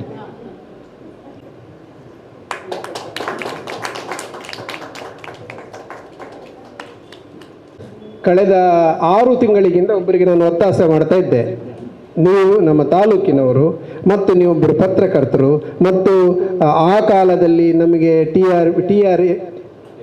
TRP ಅಲ್ಲ ಸರ್, ನಮ್ಮದೊಂದು ಸೋನಿಯಲ್ಲಿ ಒಂದು ಕ್ಯಾಮರಾ ಇತ್ತು ಚಿಕ್ಕದು, TRV ಸುಪ್ರೀತ್ ಇಟ್ಕೊಂಡು ಬರ್ತಿದ್ರು ನಿಮ್ಮ ಹತ್ರ. ಆಗ ನಮಗೆಲ್ಲ ಈಗ ಸ್ಟಿಲ್ ಇರಲಿಲ್ಲ ನಮ್ಮ ವಿಜುವಲ್ಸ್. ಸೀಸನ್ ಅವರು ಹೇಳ್ತಿದ್ರಾಗ, ಹೌದಾನೆ ಈಗಲೇ ಪಲ ಸಂಕೊಡೇ ಬೋಪುಣ್ಣ ಇಂಚಾಪನಿದ್ದಾನೆ ವಿಜುವಲ್ ಅಂತ. ಆ ಟೈಮಲ್ಲಿ ಇವರ ಆಫೀಸಿಗೆ ಹೋಗಿ ಇವರ ಹತ್ರ ರಿಕ್ವೆಸ್ಟ್ ಮಾಡಿ ಇವರಿಂದ ಕ್ಯಾಮರಾವನ್ನು ಜಂಪ್ ಮಾಡಿ ಒಳ್ಳೆ ವಿಜುವಲ್ಸ್ ಸುಪ್ರೀತ್ ತರ್ತಾ ಇದ್ರು. ಅದಕ್ಕಾಗಿ ನಾವು ಆಗ ಆ ಸಹಾಯ ಮಾಡಿದ್ದಕ್ಕೂ ನಿಮಗೆ ಧನ್ಯವಾದಗಳು. ಮತ್ತು ನೀವು ಒಮ್ಮೆ ನಮ್ಮ ಪ್ರೆಸ್ ಕ್ಲಬ್ಗೆ ಬನ್ನಿ ಅಂತ ಹೇಳಿ ಅವ್ರ ಹತ್ರ ಹೇಳಿಕೊಂಡು ಬಂದೆವು. ಅವರಿಗೆ ಬೆಂಗಳೂರಲ್ಲಿ ಮೀಟಿಂಗ್ ಇತ್ತು ಮತ್ತು ಏನೆಲ್ಲ ಆಗಿ ಇವತ್ತಿನ ದಿನಕ್ಕೆ ಅದು ಯೋಗ ಇತ್ತ ಏನೋ ಅವರು ಇವತ್ತು ಬಂದಿದ್ದಾರೆ. ಅವರಿಗೆ ಒಂದು ಅಗತ್ಯವಾದ ಕಾರ್ಯಕ್ರಮಕ್ಕೆ ತರಲಿಕ್ಕಿರೋದ್ರಿಂದ 12ವರೆಗೆ ಬಿಡ್ತೇನೆ ಅಂತ ಹೇಳಿದ್ದೇನೆ. ಈಗ ಅವರನ್ನು 12:40ಕ್ಕೆ ನಾನು ಬಿಡೋದು ಸರ್. ಅಲ್ಲಿಗೆ ನಾನು ಅಧ್ಯಕ್ಷ ಭಾಷಣ ಮುಗಿತೇನೆ. ಎಸ್, ಈಗ ಸಾಯಿಗೀತಾ ಮೇಡಮ್ ಹೇಳ್ತಾ ಇದ್ರು, ನಾವು ಪತ್ರಿಕೆ, ಆಸ್ಪತ್ರೆ ಮತ್ತು ಶಿಕ್ಷಣ ಮೂರನ್ನು ಜೋಡಿಸಿಕೊಂಡವರು ಅಂತೇಳಿ. ನಮ್ಮ ವಿಶಾಲ್ ಸರ್ ಅವರಿಗೆ ಒಂದು ಒತ್ತಾಸೆ ಮಾಡಿ, ನಿಮಗೆಲ್ಲ ಕೊಡ್ತಾರ ಗೊತ್ತಿಲ್ಲ, ಎಲ್ಲ ಪತ್ರಕರ್ತರಿಗೆ 1 ಲಕ್ಷದ ಆರೋಗ್ಯ ವಿಮೆಯನ್ನು ಒಂದು ಕೊಡಿಸಬೇಕಮ್ಮ. ನಮ್ಮ 30,000 ಲಿಮಿಟ್ ಮಾಡಿದ್ದಾರೆ. ಅದನ್ನು ಯಮನ್ ಸರ್ಗೆ ಹೇಳಿ, ಯಾರಿಗೆ ಕಷ್ಟ ಆದರೂ ಕೂಡ ನೀವು ಅಡ್ಮಿಟ್ ಆದರೆ ಮಾತ್ರ ನಿಮಗೆ ಅಂತಲ್ಲ, ಒಂದು ಟೆಸ್ಟಿಗೆ ಹೋದರೂ ಕೂಡ ಅಥವಾ ಒಂದು ಯಾವುದಾದ್ರೂ ರೇಡಿಯೋ ಮತ್ತೊಂದು ಅದೆಲ್ಲ ಇರ್ತದಲ್ಲ, ಅದು ಮಾಡಿದರೂ ಕೂಡ ಒಂದು ಸಿಗುವ ಹಾಗೆ ನೀವೊಂದು ಒತ್ತಾಸೆ ಹಾಕಬೇಕು ಅಂತೇಳಿ ಉಳ್ಳಾಲ ಪತ್ರಕರ್ತರ ಪರವಾಗಿ ನಿಮ್ಮ ಹತ್ರ ನಮ್ಮದೊಂದು ಮನವಿ, ಅದನ್ನು ಅವರು ಮಾಡಿಸ್ತಾರೆ. ಎರಡನೇದಾಗಿ ಇವತ್ತು ಜಸ್ಟ್ ಒಂದು ಕರೆಗಟ್ಟದ್ದು ಒಬ್ಬರಿಗೆ, ಸರ್ ನಿಮಗೆ ಕೊಡೆ ಮತ್ತು ರೈನ್ಕೋಟ್ ಬೇಕು ಅಂತೇಳಿ ಆಗಲೇ ಬಂದಾಗಿದೆ. ಇನ್ನೊಬ್ಬರು ಪ್ರಾಮಿಸ್ ಮಾಡಿ, ಹೀಗೆ ತುಂಬ ಸಹಾಯಗಳು ಈ ತಾಲೂಕಲ್ಲಿ ಪತ್ರಕರ್ತರಿಗೆ ಆಗ್ತಾ ಇದೆ. ನಿಮಗೂ ಕೂಡ ಸಿಗುವ ಹಾಗೆ ಮಾಡಿ. ಎಸ್, ಮತ್ತೊಂದು ಈಗ ಬಹಳ ಸೀರಿಯಸ್ ಆಗಿ ಹೋಗ್ತಾ ಇತ್ತು ಆಗದಿಂದ, ಕೆಲವರಿಗೆ ಬೋರ್ ಆಗಿದೆ ಗೊತ್ತಿಲ್ಲ, ಬಟ್ ಏನಿಹೌ ಒಳ್ಳೆಯ ಒಂದು ವಿಚಾರಗಳನ್ನು ನಮ್ಮ ತಾರನಾಥ್ ಸರ್ ಕೊಟ್ಟಿದ್ದಾರೆ, ಸಾಯಿಗೀತಾ ಮೇಡಮ್ ಕೊಟ್ಟಿದ್ದಾರೆ, ಮೌಲ್ಯಯುತವಾಗಿ ಮೌಲ್ಯಕ್ಕೆ ಕೊಟ್ಟಿದ್ದಾರೆ. ಇನ್ನೊಂದು ವಿಚಾರ ಅಂತ ಹೇಳಿದರೆ, ಈಗ ಕೆಲವರೆಲ್ಲ ನಮ್ಮಲ್ಲಿ ಈಗ ಹೇಳ್ತಾ ಇದ್ರು, ಸರ್ ಪತ್ರಕರ್ತರ ಮಗ ಪತ್ರಕರ್ತನಾಗಲಿಕ್ಕೆ ಬಯಸುವುದಿಲ್ಲ. ಹೌದು, ವಿಷಯ ಎಲ್ಲ ಅಲ್ಲಿವರೆಗೆ ಮುಟ್ಟಿದೆ.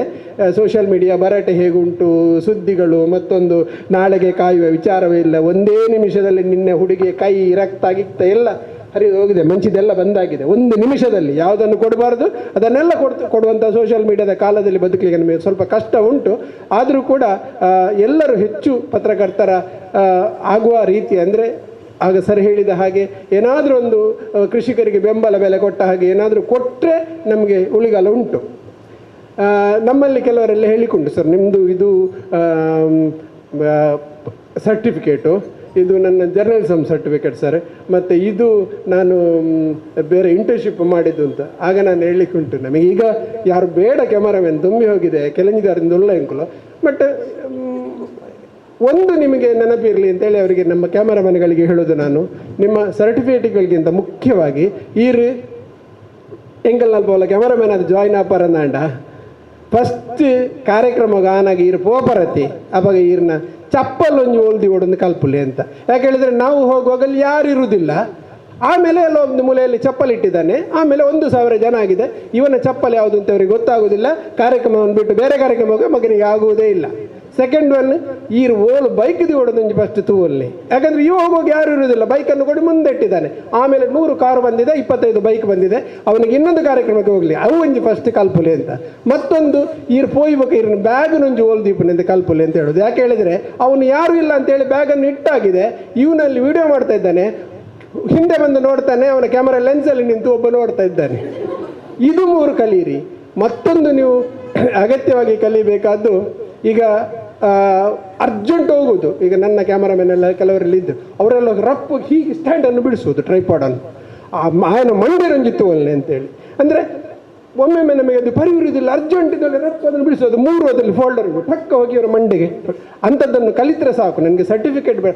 ಅಲ್ಲಿವರೆಗೆ ನಮ್ಮ ಸ್ಥಿತಿ ಮುಟ್ಟಿದೆ.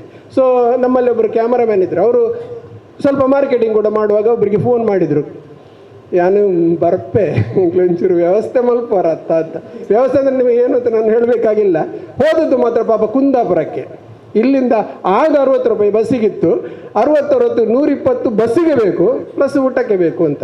ಇವರು ಫೋನ್ ಮಾಡಿ ಹೇಳಿದ್ದಾರೆ ಒಂದು ವ್ಯವಸ್ಥೆ ಮಲ್ಪೋಡು ಅಂತ ಅಂತ ಹೇಳಿದ್ದಾರೆ. ಇವ್ರದ್ದು ಚಿಕ್ಕ ಕ್ಯಾಮರಾ TRV. ಅಲ್ಲಿ ಹೋಗುವಾಗ ಇವ್ರಿಗೆ ಇಷ್ಟು ದೊಡ್ಡ ಪ್ಲಾಟ್ಫಾರ್ಮ್ ಎಲ್ಲ ಹಾಕಿದ್ದಾರೆ ಅಂತ ನಿಲ್ಲಕ್ಕೆ. ಇವ್ರಿಗೆ ವ್ಯವಸ್ಥೆ ಮಾಡ್ತದೆ ಒಂತಲ್ಲ ಅಂತ ಹೇಳಿದ್ರಂತೆ. ಆಗ ನಾನು ಮೂಲೆಡುವಂಥದ್ದು ದಪ್ಪು ಅಂತೇಳಿ ಬದಿಯಲ್ಲಿ ಹೋಗಿ ಶೂಟಿಂಗ್ ಮಾಡಿದ್ರು ಅವರು. ಶೂಟಿಂಗ್ ಎಲ್ಲ ಆಯಿತು. ಅವರದ್ದು ವಿಷಯ 500 ಇಲ್ಲದ 1000 ವಿಷಯ ಅದು. ಬಟ್ ಅಲ್ಲಿ ಹೇಳಿದ್ರಂತೆ ಎಂಕುಲು ಪಿದಾಡುವ ಅಂದ ಉಳಿಸು ಬೇತೊಂಜಿ ವ್ಯವಸ್ಥೆ ಮನ್ಪೆ ಬಂತನಾರು ಮಾಡ್ತಾರೆ ಯೂತ್ ಮಲ್ಲ ವ್ಯವಸ್ಥೆ ಮಾಡ್ತಿದ್ದಾರೆ. ಕೊನೆಗೆ ಏನೆಲ್ಲ ಮಾಡಿ ಅವರು ಬಂದರು, ಒಂದು 200 ರೂಪಾಯಿ ಕೊಟ್ಟಿದ್ದಾರೆ. ಇದೊಂದು ಕಷ್ಟ. ಆದರೆ ಇನ್ನೊಂದು ಕಡೆ ಹೋಗಿ ಈರ್ನ ಉಳ್ಳಾನಡು ಮಾತ್ರ ಐತೆ ಬರ್ಪನೆ ಕುಡ್ಲೋಡಿದ ಜೊತೆ ಕಾಸರಗೋಡುಂಡ. ಇದು ನಾವು ಕೇಳುವಾಗ ಬರುವಂಥ ಕೆಲವೆಲ್ಲ ವಿಷಯ. ಈಗ ಧೈರ್ಯದಲ್ಲಿ ಹೇಳ್ಬೋದು, ನಮಗೆ ಮೋದಿ ಕಾಲದಲ್ಲಿ ಎಲ್ಲ ಯೂಟ್ಯೂಬ್ ಎಲ್ಲ ತಂದರು, ಎಲ್ಲ ಸುಲಭ ಆಯಿತು, ಇತ್ತು ಜರ್ಮನ್ಲ ಬರ್ಪುಣೆಲ್ಲ ನ್ಯೂಯಾರ್ಕ್ಲ ಬರ್ಪು. ಈಗ ಧೈರ್ಯದಲ್ಲಿ ಹೇಳ್ತಾ ಇದ್ದೆವು, ಆಗ ಹೇಳಲಿಕ್ಕೆ ಆಗ್ತಾ ಇರಲಿಲ್ಲ. ಆಗ ಇವರು ಹೇಳಿದ್ರಂತೆ ಎಂಕಲ್ನ CC ಅಂಡ ಬರ್ಪುಣು ಅಂತ ಒಂದು ಮಸೀದಿಯ ಕಾರ್ಯಕ್ರಮ ಅದು. ಆಗ CCನಲ್ಲಿ ಬರ್ಪುಣು ಅಂತ ಹೇಳುವಾಗ ಅವರಿಗೆ ಏನೋ ತಲೆಗೆ ಹೋಗಿದೆ. 8 ಗಂಟೆ ಬರ್ಪುಣು ನಿಗಲ ನ್ಯೂಸ್ ಎನ್ಮರೇಕ ಬರ್ಪುಣು. ಹೌದಾ? ಹಾಂ. 8:20 ನನಗೆ ಫೋನ್ ಬಂತು. ಈರ್ನ ಕ್ಯಾಮರಾಮ್ಯಾನ್ ಬೈದಿರಿ ಎನ್ಮ 25 8 ಗಂಟೆಗೆ ಬರು. ನಾನು ಹೇಳಿದೆ ನ್ಯೂಸು ನಡುಟು ಪರ್ಲೆ ಎನ್ಮೆ ಮುಕ್ಕಲೆಗೆ ಬರು ಅಂತ ಹೇಳಿದೆ ನಾನು. ಸೊ 8:50 ನನಗೆ ಫೋನ್ ಬಂತು. ಓಲಿ ಇರ್ನ ಕ್ಯಾಮರಾಮ್ಯಾನ್ ಓಲಿ ನ್ಯೂಸ್ ವೈಜಿಯೇ ಎಂಕಲು ಇಡೀ ಜಮಾತದಾಗಲು ಪೂರ ಕಾತಂದುಲ್ಲೇರು ಅಂತ ಹೇಳಿದರು. ನಾನು ಹೇಳಿದೆ ನೀವು ಮನೆಯಲ್ಲಿ? ನನ್ನ ಮನೆ ಗಂಜಿಮಠಕ್ಕೆ ನಮ್ಮದು CCN ಬರೋದಿಲ್ಲಲ್ಲ ಸರ್ ಅಂತ ಹೇಳಿದೆ. ಅತ್ತೆ ಬಂತಿ CCN ಸಾರಿ CNN IP ಬರ್ಪುಣು ಒಂದು. ನಾನು ಸ್ಪೀಡ್ ಹೋಗ್ತಾ ಇದ್ದೇನೆ ಸರ್. ಇದು ಆಯಿತು, ನಿಮ್ಮ ಸಮಯ ಆಯಿತು. CNN ಅಂತ ಅವರಿಗೆ ತಲೆಗೆ ಹೋಗಿದೆ. ಇವು ಹೇಳೋದು CCN ಅಂತ. ಇಂಥ ಎಲ್ಲ ಕಾಲಘಟ್ಟದಲ್ಲಿ, ಕಷ್ಟ ಕಾಲದಲ್ಲಿ ಬದುಕಿದ ತುಂಬ ಜನ ಪತ್ರಕರ್ತರಿಗೆ ಬಹಳಷ್ಟು ಸವಾಲುಗಳು ಇಲ್ಲಿದೆ. ನಮಗೆ ನಮ್ಮ ಇಲ್ಲಿ MLA ಸಾಹೇಬರು ಒಂದೊಳ್ಳೆ ಪ್ರೆಸ್ ಕ್ಲಬ್ ಕೊಟ್ಟಿದ್ದಾರೆ. ಇನ್ನು ನಮಗೆ ಜಾಗ ಕೊಡ್ತಾರೆ, ದೊಡ್ಡ ಟ್ರಸ್ಟ್ ಆಗ್ತದೆ ನಮ್ದು. ಏನೇ ಹೌ ನಿಮ್ಮದೆಲ್ಲ ಸಹಕಾರ ಬೇಕು. ನೀವೆಲ್ಲ ಮತ್ತೆ ಇಲ್ಲಿ ಜೋಡಿಸುವ ಹಾಗೆ ಸ್ಟೂಡೆಂಟ್ಸ್ಗಳನ್ನು ಕೂಡ ತಂದು ಒಳ್ಳೆ ರೀತಿಯ ಕಾರ್ಯಕ್ರಮಗಳನ್ನು ಮಾಡುವಂಥ ಯೋಜನೆಗಳು ಮುಂದಕ್ಕೆ ಇದೆ. ಇದಕ್ಕೆಲ್ಲ ನಿಮ್ಮ ಸಹಕಾರ ಬೇಕು ಅಂತ ಹೇಳ್ತಾ, ಇದು ನನ್ನ ಅಧ್ಯಕ್ಷ ಭಾಷಣ ಅಲ್ಲ, ಜೋಕು ಅಂತ ತಿಳ್ಕೊಳ್ಳಿ. ಯಾಕೆ ಹೇಳಿದರೆ ಇವರಷ್ಟು ಸೀರಿಯಸ್ ಆಗಿ ಮಾತಾಡಲಿಕ್ಕೆ ನನಗೆ ವಿಚಾರವೇ ಗೊತ್ತಿರೋದಿಲ್ಲ. ಮಾಂಗ್ಲಿನ್ ಯಾರು, ಮತ್ತೊಬ್ಬರು ಯಾರು ಅಂತೇಳಿ ನೋಡಲಿಕ್ಕೆ ಕೂಡ ಒಮ್ಮೊಮ್ಮೆ ಕಾಣೋದಿಲ್ಲ. ಈಗೆಲ್ಲ ಮೊಬೈಲಲ್ಲಿ ಆಗಿ ಹೋಗಿದೆ. ಸೊ ನಮ್ಮ ಪುಂಡಿಕಾಯಿ ಸರ್ಗೆ ಆದರೆ ತುಂಬ ವಿಚಾರ ಎಲ್ಲ ಗೊತ್ತಿರ್ತದೆ. ಸೊ ಈ ಕಾರ್ಯಕ್ರಮದಲ್ಲಿ ನಿಮ್ಮದೆಲ್ಲರದೊಂದು ಫೋಟೋ ಬೇಕಾದ ಕಾರಣ ತಾರಣ್ಣ ಸರನ್ನು ಕಟ್ಟಿ ಹಾಕಿದ್ದೇನೆ. ಒಮ್ಮೆ ನಿಂತು ಫೋಟೋ ತೆಗೆದು ಈ ಕಾರ್ಯಕ್ರಮವನ್ನು ಮುಗಿಸುವ. ಈ ಕಾರ್ಯಕ್ರಮವನ್ನು ಜೋಡಿಸಿಕೊಂಡ ಮೌಲ್ಯಕ್ಕನಿಗೆ, ಸಾಹಿತ್ಯ ಮೇಡಮ್ಗೆ ಎಲ್ಲರಿಗೂ ಧನ್ಯವಾದವನ್ನು ಹೇಳ್ತಾ ಈ ಕಾರ್ಯಕ್ರಮವನ್ನು ಮುಗಿಸ್ತೇವೆ. ನಮಸ್ತೆ. ಕದರಜ್ಜಿ ಅದರ ಪಾತ್ರವನ್ನು ಮಾಡಿದವರು, ಆ ಕಾಲದಲ್ಲಿ ಶಮಟನ ಪಾತ್ರ ಮಾಡಿ ಬದುಕು ಅವರ ಕಷ್ಟ ಅವರ ಕುರಿತಾಗಿ PhD ಮಾಡಿದವರು, MPhil ಪದವೀಧರರು. ಈಗ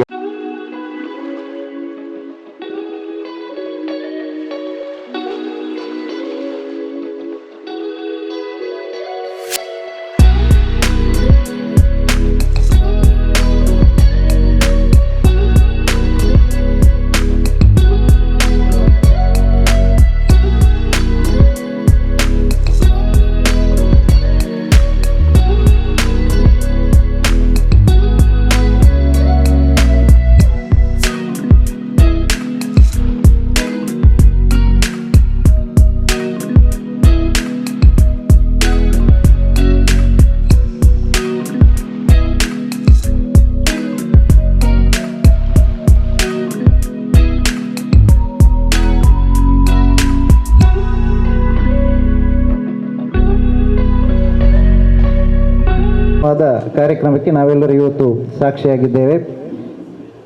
ಕರ್ನಾಟಕ ಕಾರ್ಯನಿರತ ಪತ್ರಕರ್ತರ ಸಂಘ ಉಳ್ಳಾಲ ಮತ್ತು ಡಾಕ್ಟರ್ KR ಶೆಟ್ಟಿ ತುಳು ಅಧ್ಯಯನ ಕೇಂದ್ರ ನಿಟ್ಟೆ ವಿಶ್ವವಿದ್ಯಾನಿಲಯ ಇದರ ವತಿಯಿಂದ ಇವತ್ತು ನಡೆದಂತಹ ಪತ್ರಿಕಾ ದಿನಾಚರಣೆ ಈ ಕಾರ್ಯಕ್ರಮವನ್ನು ಉದ್ಘಾಟಿಸಿ ಮಾತನಾಡಿದಂತಹ ಕರ್ನಾಟಕ ತುಳು ಸಾಹಿತ್ಯ ಅಕಾಡೆಮಿಯ ಅಧ್ಯಕ್ಷರಾಗಿರುವಂತಹ ಶ್ರೀ ತಾರನಾಥ್ ಗಟ್ಟಿ ಇವರಿಗೆ ನಮ್ಮ ಉಳ್ಳಾಲ ತಾಲೂಕು ಪತ್ರಕರ್ತರ ಸಂಘ ಹಾಗೂ ಡಾಕ್ಟರ್ KR ಶೆಟ್ಟಿ ತುಳು ಅಧ್ಯಯನ ಕೇಂದ್ರ ನಿಟ್ಟೆ ವಿಶ್ವವಿದ್ಯಾನಿಲಯ ಇದರ ವತಿಯಿಂದ ಹೃತ್ಪೂರ್ವಕ ಧನ್ಯವಾದವನ್ನು ಸಲ್ಲಿಸ್ತಾ ಇದ್ದೇನೆ. ಹಾಗೆ ಇಂದಿನ ಈ ಕಾರ್ಯಕ್ರಮದಲ್ಲಿ ಮುಖ್ಯ ಅತಿಥಿಯಾಗಿ ಭಾಗವಹಿಸಬೇಕಾಗಿದ್ದಂತಹ ಮಂಗಳೂರು ವಿಶ್ವವಿದ್ಯಾನಿಲಯದ SVP ಕನ್ನಡ ಅಧ್ಯಯನ ಸಂಸ್ಥೆಯ ಅಧ್ಯಕ್ಷರಾಗಿರುವಂತಹ ಡಾಕ್ಟರ್ ಧನಂಜಯ ಕುಂಬ್ಳೆ ಅವರು ಇವತ್ತೊಂದು ವಿಶ್ವವಿದ್ಯಾನಿಲಯದಲ್ಲಿ ಬೇರೆ ಒಂದು ಸಂದರ್ಶನ ಕಾರ್ಯಕ್ರಮದಲ್ಲಿ ಅವರು ಭಾಗವಹಿಸಿದ್ದರಿಂದ ಇವತ್ತಿನ ಈ ಕಾರ್ಯಕ್ರಮಕ್ಕೆ ಅವರು ಭಾಗವಹಿಸಿರಲಿಲ್ಲ. ಅವರ ಅನುಪಸ್ಥಿತಿಯಲ್ಲಿ ಅವರಿಗೆ ಧನ್ಯವಾದವನ್ನು ಸಲ್ಲಿಸುತ್ತಿದ್ದೇನೆ. ಹಾಗೆ ಇವತ್ತಿನ ಈ ಕಾರ್ಯಕ್ರಮದಲ್ಲಿ ಕನ್ನಡದ ಮೊದಲ ಪತ್ರಿಕೆಯ ಕುರಿತು ಬಹಳ ವಿಸ್ತಾರವಾಗಿ ಮಾತನಾಡಿದಂತಹ ನಿಟ್ಟೆ ವಿಶ್ವವಿದ್ಯಾನಿಲಯದ ಡಾಕ್ಟರ್ KR ಶೆಟ್ಟಿ ತುಳು ಅಧ್ಯಯನ ಕೇಂದ್ರದ ಮುಖ್ಯಸ್ಥರಾಗಿರುವಂತಹ ಡಾಕ್ಟರ್ ಸಾಯಿಗೀತಾ ಹೆಗ್ಡೆ ಮೇಡಮ್ ಅವರಿಗೆ ಹೃತ್ಪೂರ್ವಕ ಧನ್ಯವಾದವನ್ನು ಸಲ್ಲಿಸ್ತಾ ಇದ್ದೇನೆ. ಹಾಗೆ ಇಂದಿನ ಈ ಕಾರ್ಯಕ್ರಮದಲ್ಲಿ ಗೌರವ ಉಪಸ್ಥಿತರಿದ್ದು ಮೌಲ್ಯಯುತವಾದ ಮಾತುಗಳನ್ನಾಡಿದಂತಹ ಡಾಕ್ಟರ್ ಮೌಲ್ಯ ಬಾಲಾಡಿ ಮುಖ್ಯಸ್ಥರು ನಿಟ್ಟೆ ಇನ್ಸ್ಟಿಟ್ಯೂಟ್ ಆಫ್ ಕಮ್ಯುನಿಕೇಷನ್, ಇವರಿಗೂ ಕೂಡ ನಾನು ನಮ್ಮ ಉಳ್ಳಾಲ ತಾಲೂಕು ಪತ್ರಕರ್ತರ ಸಂಘದ ವತಿಯಿಂದ ಧನ್ಯವಾದವನ್ನು ಸಲ್ಲಿಸ್ತಾ ಇದ್ದೇನೆ. ಹಾಗೆ ಇಂದಿನ ಈ ಕಾರ್ಯಕ್ರಮದ ಅಧ್ಯಕ್ಷತೆಯನ್ನು ವಹಿಸಿ ಮಾತನಾಡಿದಂತಹ ಕರ್ನಾಟಕ ಕಾರ್ಯನಿರತ ಪತ್ರಕರ್ತರ ಸಂಘ ಉಳ್ಳಾಲ ತಾಲೂಕು ಇದರ ಅಧ್ಯಕ್ಷರಾಗಿರುವಂತಹ ಶ್ರೀ ಶಶಿಧರ ಪ್ರಯುಕ್ತ ಬೈಲು, ಇವರಿಗೂ ಕೂಡ ಧನ್ಯವಾದವನ್ನು ಸಲ್ಲಿಸ್ತಾ ಇದ್ದೇನೆ. ಹಾಗೆ ನಮ್ಮ ಸಂಘದ ಪ್ರಧಾನ ಕಾರ್ಯದರ್ಶಿ ಆಗಿರುವಂತಹ ದಿನೇಶ್ ನಾಯಕ್ ಅವರು ಇದ್ದಾರೆ, ಅವರನ್ನು ಕೂಡ ಅತ್ಯಂತ ಪ್ರೀತಿಯಿಂದ ನಾನು ಧನ್ಯವಾದವನ್ನು ಸಲ್ಲಿಸ್ತಾ ಇದ್ದೇನೆ. ಹಾಗೆ ಇವತ್ತಿನ ಈ ಕಾರ್ಯಕ್ರಮವನ್ನು ಸುಂದರವಾಗಿ ನಿರೂಪಿಸಿದಂತಹ ಹಿರಿಯ ಪತ್ರಕರ್ತರು ಸತೀಶ್ ಕುಮಾರ್ ಪುಂಡಿಕಾಯಿ ಅವರನ್ನು ಕೂಡ ನಿಮ್ಮೆಲ್ಲರ ವತಿಯಿಂದ ನಾನು ವಂದಿಸ್ತಾ ಇದ್ದೇನೆ. ಹಾಗೆ ಇಂದಿನ ಈ ಕಾರ್ಯಕ್ರಮದಲ್ಲಿ ಭಾಗವಹಿಸಿದಂತಹ ನಿಟ್ಟೆ ವಿಶ್ವವಿದ್ಯಾನಿಲಯದ MCJ ವಿಭಾಗದ ಎಲ್ಲ ಸಿಬ್ಬಂದಿಗಳಿಗೆ, ವಿದ್ಯಾರ್ಥಿಗಳಿಗೆ, ಸಂಶೋಧನಾ ವಿದ್ಯಾರ್ಥಿಗಳಿಗೆ ಕೂಡ ಧನ್ಯವಾದವನ್ನು ಸಲ್ಲಿಸುತ್ತಿದ್ದೇನೆ. ಹಾಗೆ ಇಂದಿನ ಈ ಕಾರ್ಯಕ್ರಮದಲ್ಲಿ ಭಾಗವಹಿಸಿದಂತಹ ಎಲ್ಲ ಪತ್ರಕರ್ತರ ಸಂಘದ ಎಲ್ಲ ಪದಾಧಿಕಾರಿಗಳಿಗೆ ಮತ್ತು ಎಲ್ಲರಿಗೂ ಕೂಡ ನಾನು ಧನ್ಯವಾದವನ್ನು ಸಲ್ಲಿಸುತ್ತಿದ್ದೇನೆ.